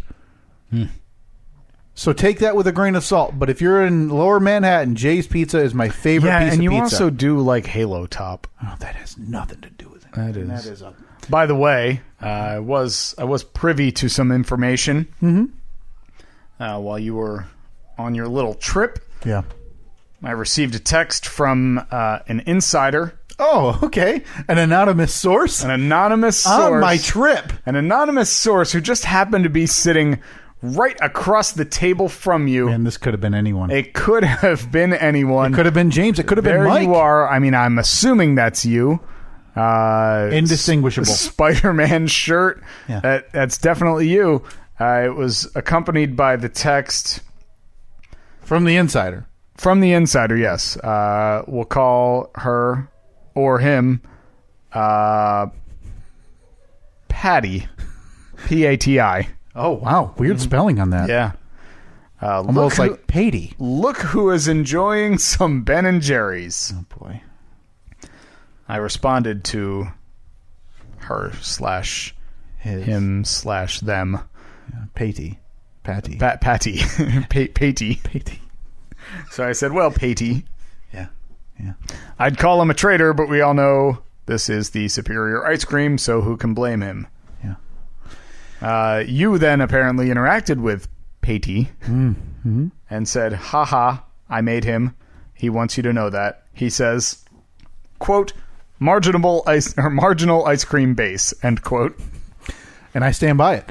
So here's what I got. Ice cream base. It's all ice cream base. It was not. It's all ice cream. You have to hear what I got there. So I told the story last week how we didn't stay in New York City because of the Airbnb canceling on us. So we stayed in the gorgeous town of Weehawken, New Jersey. Good view, right? Gorgeous view. Come to find out, Weehawken's a town on a cliff. Yeah. So when you want to walk from the ferry to the house, you have to climb 20 vertical flights of stairs. Yeah, it's really high. Up a cliff with luggage. Ooh, forgot about the luggage part. So that happened once. So that was news. Wait a minute. So I had no idea. We get off the ferry, and there's supposed to be a local town bus running from the ferry company. It's not. So I say, let's just walk. Wait, why'd you have your luggage on the ferry? Because we flew into New York. And then we drove. Okay, we took the subway. I thought you came into Newark. Nope, we subwayed through New York City to the ferry. So because I've been to that ferry station before. Yeah. The terminal there. Yeah. So it's been quite a while, but from what I remember, you get off that You get off that boat, and you're not lying. There's a massive cliff right in front of you, but you're not on the top of the cliff looking down. You're on the bottom. You're at the bottom of the Grand Canyon looking up. You're at sea level. Literal sea level. And you're looking up at a cliff. And there's not an elevator there? Boy, must have taken it out. I'm sure. Yeah, they want people to get more exercise. Yeah, so. Weehawken living in the 19th century, and we don't realize it until we come around the corner. And we're walking up the road. Now, what they have is a road that if you're looking at the cliff, it runs parallel to it and then has a slight upgrade, and it goes around it. Yeah. So, I didn't know if there was a tunnel through it. I didn't know. So, until we come around the corner and I see the stairs, I go, oh, boy. We're going to have to climb those. You couldn't have called an Uber? At that point, I could have, but we're on the side of what was a major road with a guardrail, so I'd had to walk back. Hindsight, we should have. So you were walking in an area where no doubt no other people were walking. Oh God, no. But anybody looks at this, they turn the other way or call a taxi. At any point, did you have to hop a guardrail? No. Okay. There was a sidewalk up to the steps because that's what it is. If you're one of the people who lives on this cliff, that's one of the ways to get down. So we did it the one time, never again, because an Uber ride is $7 and much better than the heartache of doing that. So how long did it take you to climb 20 flights? Well, you, your wife, and luggage. Yeah, it was. I mean, it took a while because then it turns out the house wasn't right on that cliff, if you can imagine. So we had to go around the curve and into a neighborhood. So, that was a disaster. Wednesday night was unpleasant. That was not my favorite. Oh, that's great. Yeah. But so we're staying in Weehawken. So the night that we ended up eating at that ice cream establishment, we'd come over on the ferry, and I had been craving ice cream for like 2 days. So Katie pulls it up on her phone, ice cream nearby. And that's literally I didn't even know they had stores like that. That's the only one open, and that's the only one in town. The successful brands of ice cream do have stores open. Yeah, those successful brands are staying in Weehawken. Take me to the Halo Top store. Well, they're a young, burgeoning property. They are a young company for idiots. A lot of rampant insults. That was very Michael Scott of me. Yeah. So we ended up at Ben & Jerry's, and she gets. What'd you have? Well, I can't. I got what was called a cookie Oh sundae. Yeah, it looks like some M&Ms in there. So they keep asking me Reese's Pieces. Those M&Ms. They keep asking me questions. So there's 2 cookies. So they're doing this. Chocolate. They're doing this like a Cold Stone Creamery style. Yeah, kind of. Yeah, where they got it right in front of you. It's not. You're not just walking in buying a pint. Yeah, right. You can buy a hand-packed pint or whatever where they do it from their tubs. So I got 2 cookies, hot chocolate, M&Ms, mixed in with some. I don't even know what the ice cream I picked. Brownie batter. I want to say it was brownie batter. Oh, okay. I was gonna say, look in the picture. It looks like it's just regular run-of-the-mill vanilla. So thank God I was able to drown that marginal ice cream base with the delicious 2-cookie hot fudge M&M. Oh boy. Whipped cream topping, because that's what you do when you have marginal products, Steve. You drown it in toppings, as opposed to having a sub-marginal product that you can rely you just on do nothing to it and flavor to. So that was a trip to New York. It was tremendous. I enjoyed every second. Seems like you had a great time. Yeah, it was fun. I was enjoying following along, despite being. My livelihood here at the Steve and Kyle podcast being threatened. Well, both of our livelihoods. Again, it could be any show member that is being replaced with Mike. So, it happens. All right. It is what it is, man. Yeah. Things happen. Yeah. Sorry. Or sorry to me. Mm-hmm. Oh, but another quick thing. It's just a very quick piece of audio, just a capper on the weekend. We fly out of Newark, which, as everybody knows, a hustling, bustling, beautiful town. Oh, yes. Yeah, in New Jersey. If you are planning a trip to the Garden State, do not miss the town of Newark. Yep. So we pull into the airport Sunday morning, early wake-up call of 6:15 a.m. to get to the airport on time. Go through security, which they decide to fully staff it with 1. Yeah, why would you? I mean, why more? Who needs more than that? One of the most busy airports in the country. So there's not that many people flying out, but they're so understaffed that there's still a line taking way too long. Mm-hmm. And you're not. Oh, that's right. You're not pre-check. No, and they didn't have a pre-check person. Okay. So when pre-check people would come up, he would do one pre-check, one regular line, which is BS. That is such BS. It should be like 3 pre-checks to every one peasant. The opposite. One peasant. Come on, like I paid for pre-check. Yeah, sure you did. Yeah, I did. No, I literally did. It's fine. I mean, it's people also paid for slaves too. I mean, I made that right too, right? Yeah, that's the same thing. Hashtag. Yeah. By the way, did you run into the Klan while you were in Weehawken? Well, I didn't see Rex's family. I was looking. I looked, man. Could have been any of the wealthy white people I saw there. There is context for that. Just listen to last week's episode. If you didn't listen to last week's, that really sounds like I went to Weehawken, New Jersey, looking for the Ku Klux Klan. So security takes just enough too long, and we get through with every item except for the candy we brought, which was Mike and Ike's Sour Patch Kids. Good God, is there anything that you eat that isn't terrible? Well, Mike and Ike's? It was for the plane. What do you want from me? Ike's, what is wrong with the Red Rageous Mike and Ike's are delicious. Oh, God. Let me guess. You also like Good and Plenty. Oh, good. Get those out of my face. You know those have... nope, I'm thinking of a different candy bar. Good and Plenty's are garbage. Aren't those the ones that mix in like spice? No, I thought they were like the purple and the white ones. Oh, maybe I'm... Okay, well, I think we found our weekly web poll, Steve. Are Mike and Ike's fair travel candy? Is that an okay way to put it? Are the purple and white things that look like pills. Well, so do Mike and Ike's. What's wrong with it? You don't like a good Mike and Ike? What's your movie theater candy then? You're going to the movie theater and you're willing to pay the markup. You're going to get a box of candy. All right, Mike and Ike's, for some reason I was thinking they were something different. Okay, so they're basically cylinder jelly beans. Yeah. And we got the Red Rageous flavors. They're fine. But my movie go-to, simple, peanut butter M&Ms that I buy at the convenience store for $1, put in my pockets, and take in there. That's a fair run-of-the-mill food. I mean, really? You find mid-30s. You find me one person. Faceless. One person in the world, on the entire planet of Earth. 7.5 billion people. Yeah. You find me one person that says Mike and Ike's are better than peanut butter M&Ms.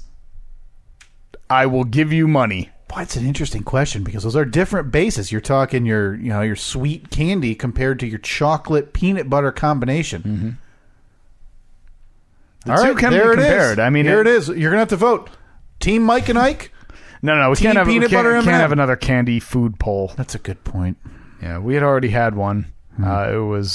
What was our idea? Oh yeah, Lucky Billy or Snickers. No, who should my brother replace on this podcast? Oh yeah, we'll have to go with that one. Who should, because that's going to hurt my feelings.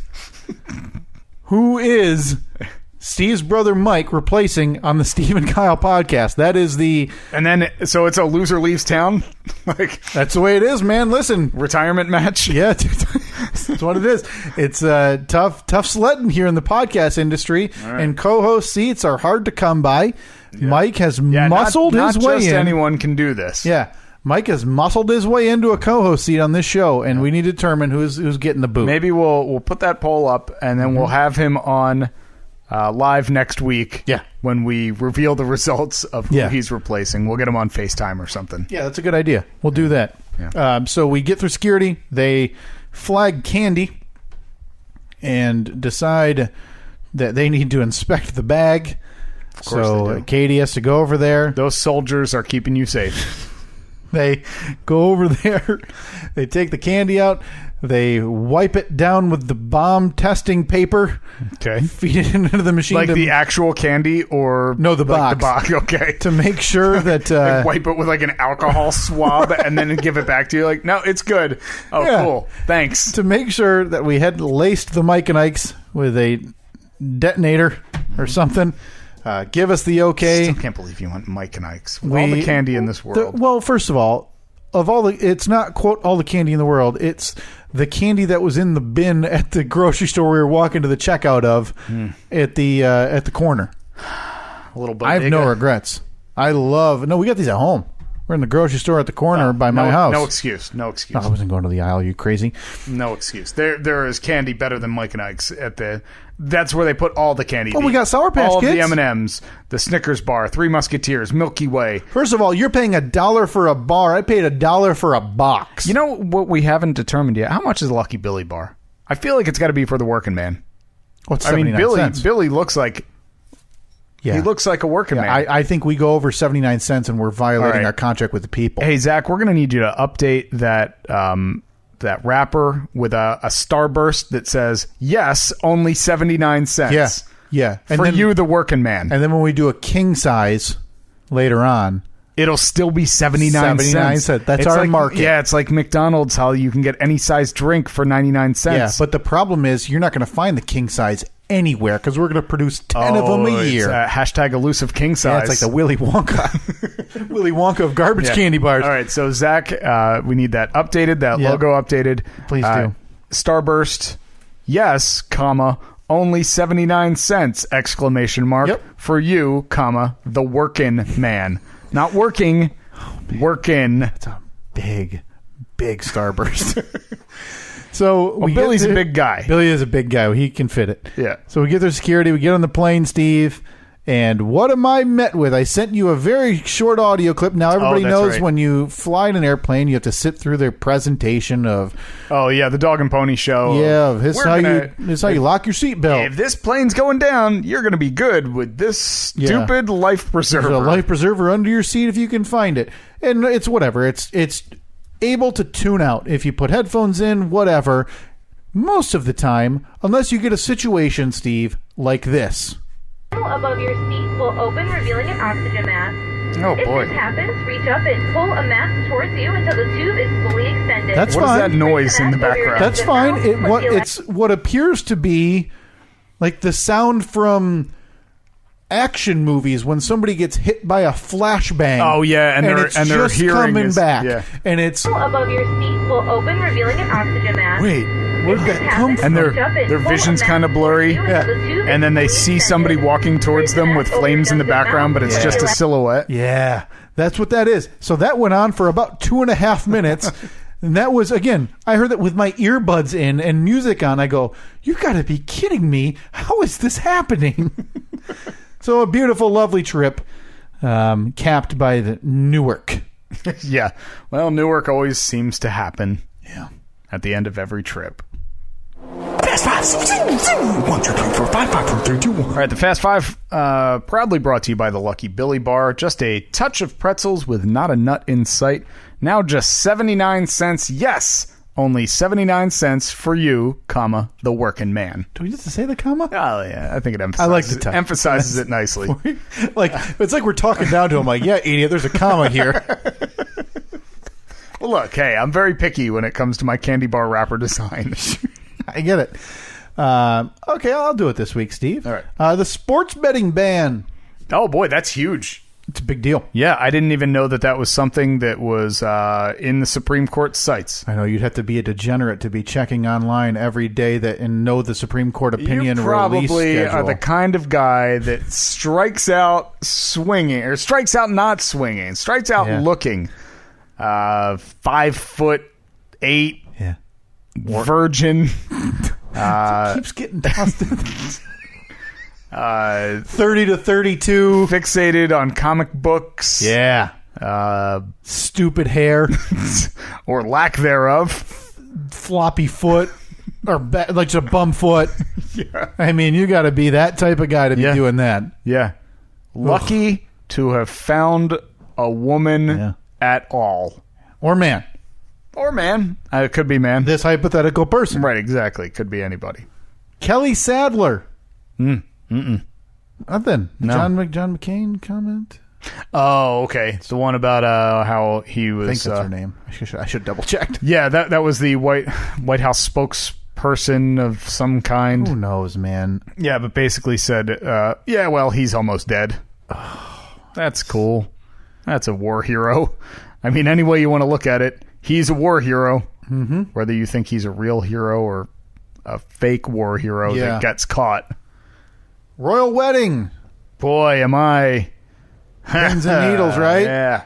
I learned this morning that there are 400 movie theaters across this country that are doing screenings of the Royal Wedding. So what one are we going to? The local, or we got to travel? Well, I'm assuming that's during the week, right? Yeah, I don't know any details. Because I know the last one was, being there and all. Yeah, you got time off, so. That's true. The days. one right next to, the venue right next to the radio station is showing it. All right, done deal. We'll be there. Royal Wedding, viewing party. Happening. Can't wait. Mm-hmm. Childish Gambino. He's having a big week. Right? Big month. Yeah. SNL. Yeah. Second season of his TV show wrapped up. Yeah, and he's got a new single. What is it? This Is America? Setting the internet on fire, Steve. Yeah, that's what I hear. But it's weird how the more I hear about something like that, the less likely I am to watch it. Right. And not because I'm like, oh, I don't want to be part of the mainstream. I'm just like, I still... Right. I don't care about it. So I've never seen Avatar. Really? Yeah. Never saw Avatar. Same reason. I just pulled away from it when it became that weirdly popular for some reason. I don't know. And yet I'm there Thursday opening night at the Avengers Infinity War. Now let's talk about Thanos for a second. Oh boy. No, we can't. We are up against it, as they say in the biz. The Hawaii volcano. I didn't know its name. Yeah, I'm sure it's got a bunch of apostrophes and a lot of vowels. Way too many vowels for a name. Yeah. Those videos. That's terrifying. That one of the lava just swallowing that car. Unbelievable. Incredible. To see those. There was guardrails and this lava is moving incredibly slowly, but it obviously running at 2,000 degrees. It's just consuming everything it runs into. Terrifying. Mm-hmm. Can you imagine? Yeah. And now they're predicting that it is going to explode, right? Or in the next few weeks. Yeah, it's going to happen. You can't stay, right?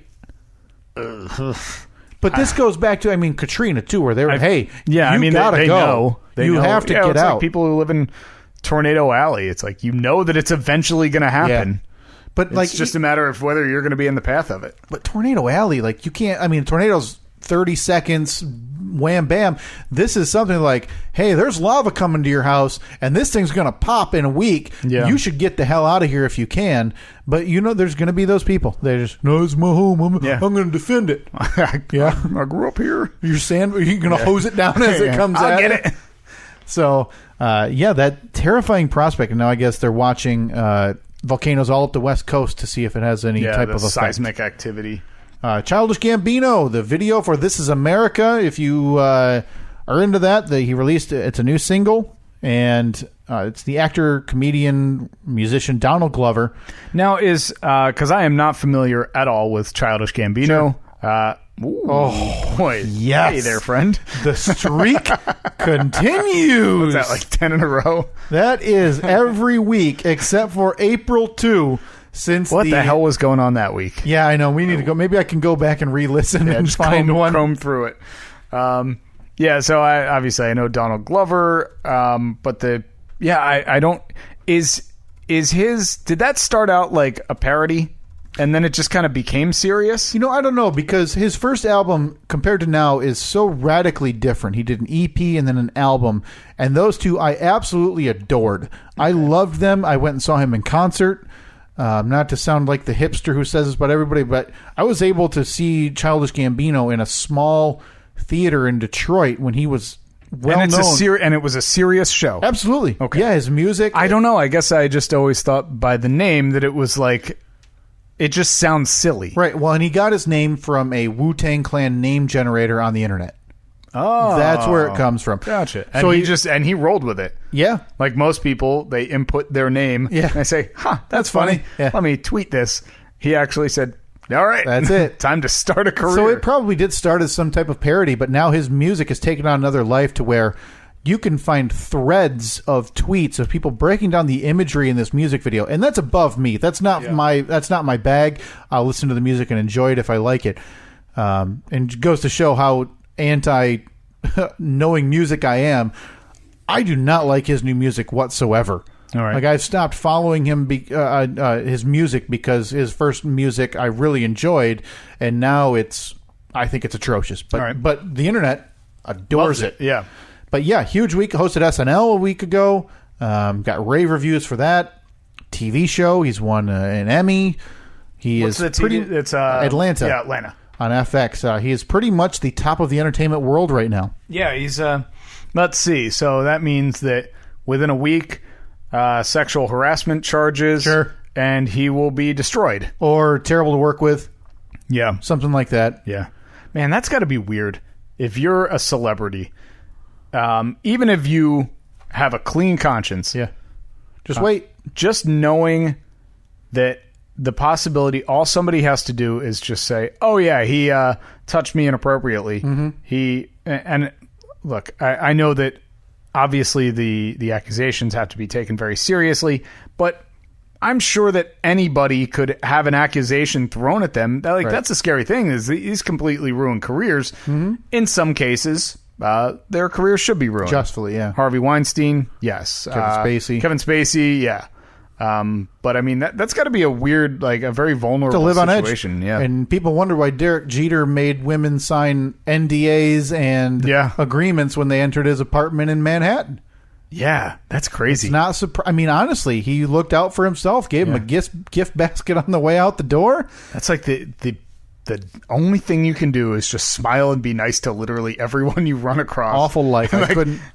Just like have your hands behind your back. Yeah. It's an awful life. I couldn't do it. The royal wedding, Steve. That's Meghan Markle, the United States actress.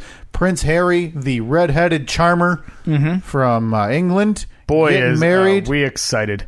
The United States sits on edge. When is that? I don't know. Is it this weekend? But the pomp and circumstance is being prepared. I saw an image that they're preparing decorations. So...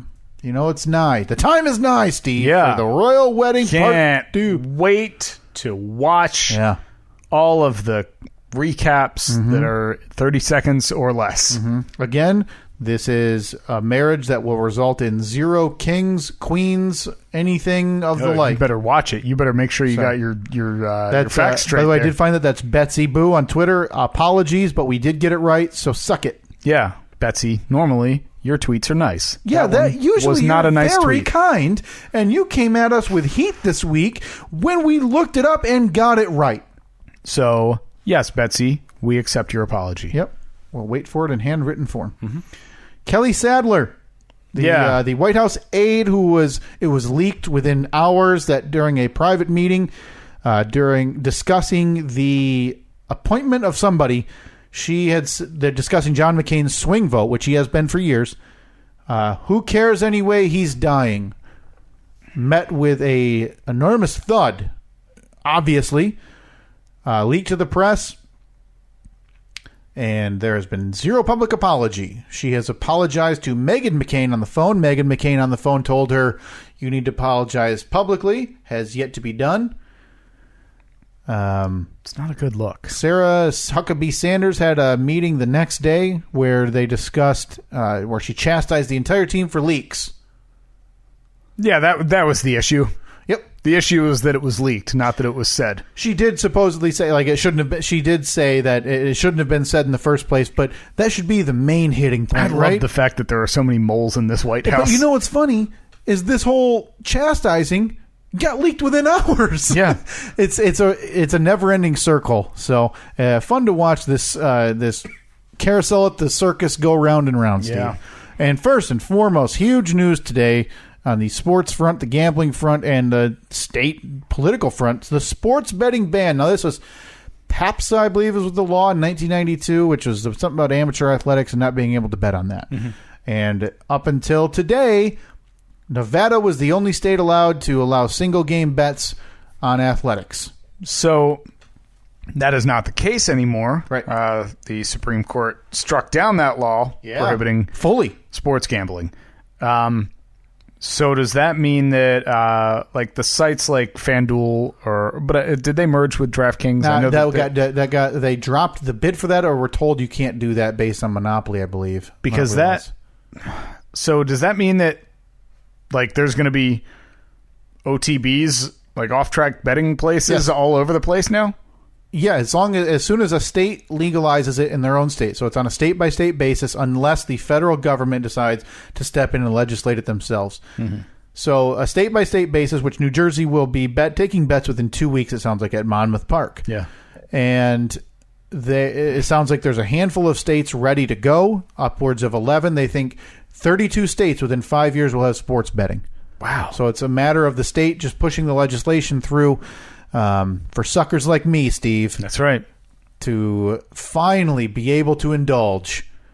Now let's talk early lines. NFL season 2018. You've got the Eagles, the favorites, but the repeat's not likely. You've got to parlay that with another bet. 1, 2, 3, 4, 5, 5, 4, 3, 2, 1. All right, first on my Fast Five list, brought to you by the delicious Lucky Billy Bar. We love them here at the Steve and Kyle podcast. Eat them every week. It's a candy bar with just a touch of pretzel, not a nut in sight.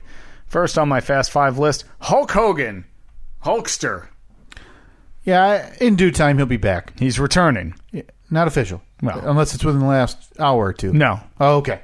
But it sure seems likely that he will be returning. Yes. To the WWE. What was that, 3-4 years ago probably? He was basically erased from their history. Yeah, they washed his face off of everything based on his comments.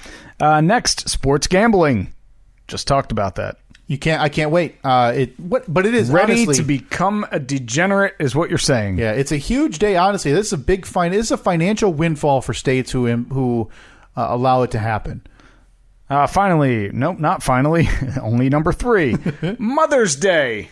Yesterday was Mother's Day. Yeah, I was traveling. Happy Mother's Day. Really? I felt terrible. I felt terrible. Not even a phone call? Well, I went to her house. When we got home, we went over there, visited for a little while, but I always feel like it's not enough for my mother. I'm a happy Mother's Day to my mother's mom. A lovely woman. Exactly. We've broken bread together before. Numerous times. Happy Mother's Day, Kyle's mother. An absolute saint, so happy Mother's Day to my mom. Your son is just the worst. Absolute worst. Yeah, that's a statement. Next, John Cena. Hear the big news? Well, yeah, I mean, that's fine and all now that you've lost the woman that you claim is a woman. Whatever. John Cena seems like a good guy who is probably better off single. Basically begging for her to be back. He's probably this morning better, on the Today Show. Better off single, John Cena. Really? Well, one, he's a handsome guy. He is. He's a handsome devil. He's super built. He just does not want to be married and have kids. And some people are that way. So be it. So what he's trying to change to keep Nikki Bella, who is what you would think a brunette Barbie doll would look like if you took one out of the box. When whatever. John Cena should just remain single. Finally on my list, the Big Apple. The New York city that never sleeps. City of Angels. The Sin City. The 212. Twin Cities. Twin Cities. Magic City. Yep. The City of Romance. Steel City. Steel City. All those bridges. Motor City. Built with steel. All those cars motoring in and out of that city every day. Honestly, one of my favorite towns in the world. Good to visit. Don't think I could ever survive. Ever. Yeah. No, that's a pretty good description. The people who do it are built a different way. Yeah. If you live and work in Manhattan or wherever every day, you are built a different way. Imagine your quads, though. If you lived in Weehawken, oh my gosh, and had to climb those steps every day, I'd be mistaken for John Cena. Speaking of which, John Cena, he was on Today's Show. Oh, that was sad. Begging, sad saying, video. I want her back. Yeah, so the story is John Cena, the wrestler and movie star and wrestler now, I guess you can say, had the what massive... was his breakout role? It was the Amy Schumer movie. Trainwreck. Trainwreck, yeah. Yeah, and he had done, obviously, WWE movies before that. Now he hosts the Kids' Choice Awards every year, all these different gigs for John Cena. Was engaged to be married to Nikki Bella, another WWE wrestler, and which was a bit of a surprise based on his statements that he would never be married again because he had cheated on his last wife with Nikki Bella, it sounds like, and that ended nasty. So I can't fault him for not wanting to get divorced and potentially lose an empire, which is what he has in money. Yeah. So they had the big moment at WrestleMania a year ago, Steve, where he proposed in the ring, and it was going to be a big fairy tale up until 3 weeks ago on a Sunday night at like 9 o'clock at night, when she sends out a tweet saying they are broken up. The wedding is off. When were they supposed to get married? I'm assuming soon, based on there was TV shows based on it. So, yeah, kind of sad. Today's show, him groveling, I still want to marry her and I still want to have her kids, which is a change in tune from what he had said before. So poor that guy. was sad. Boy. You feel bad? Boy, I feel bad for Broken the man, the millionaire man. The millionaire man who's built like a brick house. Where will he find love? I don't know. I mean, who's ever going to be willing to have sex with that mongrel again? Oh, terrible. Mother's Day. Yeah. Very happy Mother's Day to your mother. Yeah. Your mother as well. Did you go, you were at her house, I'm assuming? You went and said hi? No. But I mean, there's distance that separates us that any right-thinking person could understand. Yeah, no, that's fine. Just gave her a call. You sent her flowers? Yeah. Did all that. Yeah, that's a good man right there. Did it all. Everything. All the good stuff. Happy Mother's Day. Everything that you did, plus a little bit more. It's like a contest. Stupid. Sports gambling. Yeah, I talked about it relatively in depth. I mean, there's probably some idiot out there who's just waiting with bated breath to wake up every morning and send their bets in, and that person is a sad sack. I know that idiot well. Yeah. I mean, I know somebody like that Somebody idiot. like the hypothetical image of that idiot. Yeah. Ugh. It is so clear. It is right in front of my face. Just separated by mere feet. Maybe 3 feet. I know the joke's been made, but boy, I can't wait to make my first sports bet. Looking forward to it. And first on the list was Hulk Hogan. Hulkster. Yeah, I gave a speech. I don't know how I got booked for this thing. The Girls and Boys Clubs of America 2 weeks ago. Yeah, it was. I read there was a comparison made between a statement that WWE made about him like a year ago, compared to the statement that they made about him just recently, or it was somebody from WWE. Yeah. And a year ago, it basically read like, the WWE has no relationship with Hulk Hogan, Right. and there is nothing foreseen at this time. Right. And then the one that they wrote about him last week was like, it was this glowing thing. It was like, we're happy to see that Hulk Hogan is using his tremendous voice to be able to reach children and tell of his mistakes and hopefully teach them better. As a reminder. And then it was something like, at the present time, there is not a current contract. Yeah. But it definitely left the door open. Sure. And I think most people thought at some point he would be back. So basically in 2014 or 2015... this is the man that they had talking to the Boys and Girls Club of America. Yeah, there were audio tapes released of him talking about, I believe, his daughter's boyfriend or a potential boyfriend. After he finished having sex with his friend's wife. Yeah. Wasn't it that video? Wasn't it in that video? I don't know. I'm not sure if it was the same video or not. Oh, I thought it was. I don't want to get these.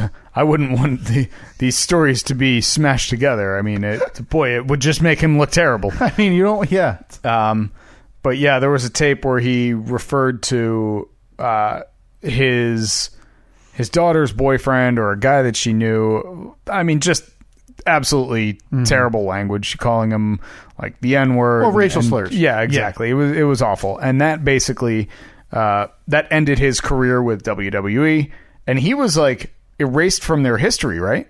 Like he never existed? Yeah, so it's the same way. So Chris Benoit, who murdered his wife, his child, and then killed himself. If you go to the WWE Network and pull up a pay-per-view or whatever that he's in, now they have timestamps. Hey, this match starts. It's Edge versus whoever for the championship. And then you'll see a long, empty bar where they just don't put timestamps because they don't reference Chris Benoit's name. But are the matches still available? Yes, so you can still watch it. You could go and still watch it. But they just don't put his name anywhere. Now, if you were to watch one of his matches, do they edit it in any way? No.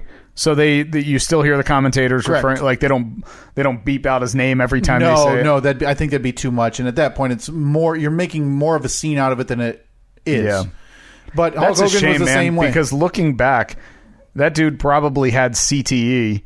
Oh, he had. Yeah, they said he had the brain of a 70-something-year-old. Yeah. So not to excuse what he did, murder suicide, but there was something wrong there. Sure. So, yeah, and WWE had to distance themselves from that. Obviously, it's one of their biggest public shames was the Monday that the news came out that he had passed. They did they do a 10-bell salute where everybody comes out on the apron and they memorialize the man. Well, that had to be wiped away because it came out the next day that, oh boy, no, he murdered his family and then killed himself. yes. So, yeah, a bad look. But, yeah, Hulk was obviously not to that degree, but was wiped off. No merchandise, no mention of his name anywhere for the last 4 years or whatever. But, yeah, signs seem to have been pointing towards a return in some capacity to WWE. That'll be interesting. Again, the man speaking to the Boys and Girls Club who was recorded using racial slurs either during the same time period or during having sexual relations videotaped with his friend's wife. Yeah. Good guy. What a life, man. The Fast Five brought to you, of course, by the delicious Lucky Billy Bar. Always. You should try the new Lucky Billy Bar. It's a chocolate-based candy bar with just a touch of pretzel and no damn nuts inside. Pick one up today wherever candy is sold. Brought to you by the Stephen Kyle Confectionery Cooperative. Just do it. Thank you, Billy. Lucky Billy. Boy, we need a better fade on that, don't we? Sure do. Zach, if you could go back and maybe edit that. We literally have the audio software here. Do a little fade out on that. Come on, man. We don't want to. Can't get sloppy with our editing of our commercials for our fake candy bars. It sounds like we'll have mail time next week. We have people sending us stuff, people dropping stuff off. We always love gifts, whether it's candy, Nikki sent us shirts, the format. We always love that. If you want to send us something, we will never say no to that. Yeah, just send us a DM on Twitter or a message on Facebook, and we'll get back to you. We'll let you know what the address is, but you are in no way obligated to do any of that. We just appreciate it when it does happen. It's stupid that people do it. You can follow the Stephen Kyle Podcast on Twitter at Stephen Kyle, Facebook.com/Stephen Kyle. You can download, subscribe, and review the show on iTunes, the Apple Podcast app, Google Play, TuneIn, Stitcher, YouTube, Libsyn, StephenKyle.Libsyn, LIBSYN.com. We'll be back next week. We're going to have a poll going up about being replaced. Who's being replaced by my brother on this podcast. Right. Since apparently one of us is out officially. So Big deal. if you need to express how you feel about one of us, do so in said poll. That poll will run through our recording next week. I think that's about it, right? Yeah. Sure. That really sputtered to an end, didn't it? Do we need a joke of the day again like we do sometimes? Oh, it's going to take a minute. But usually we only do that when it's sad. I got this.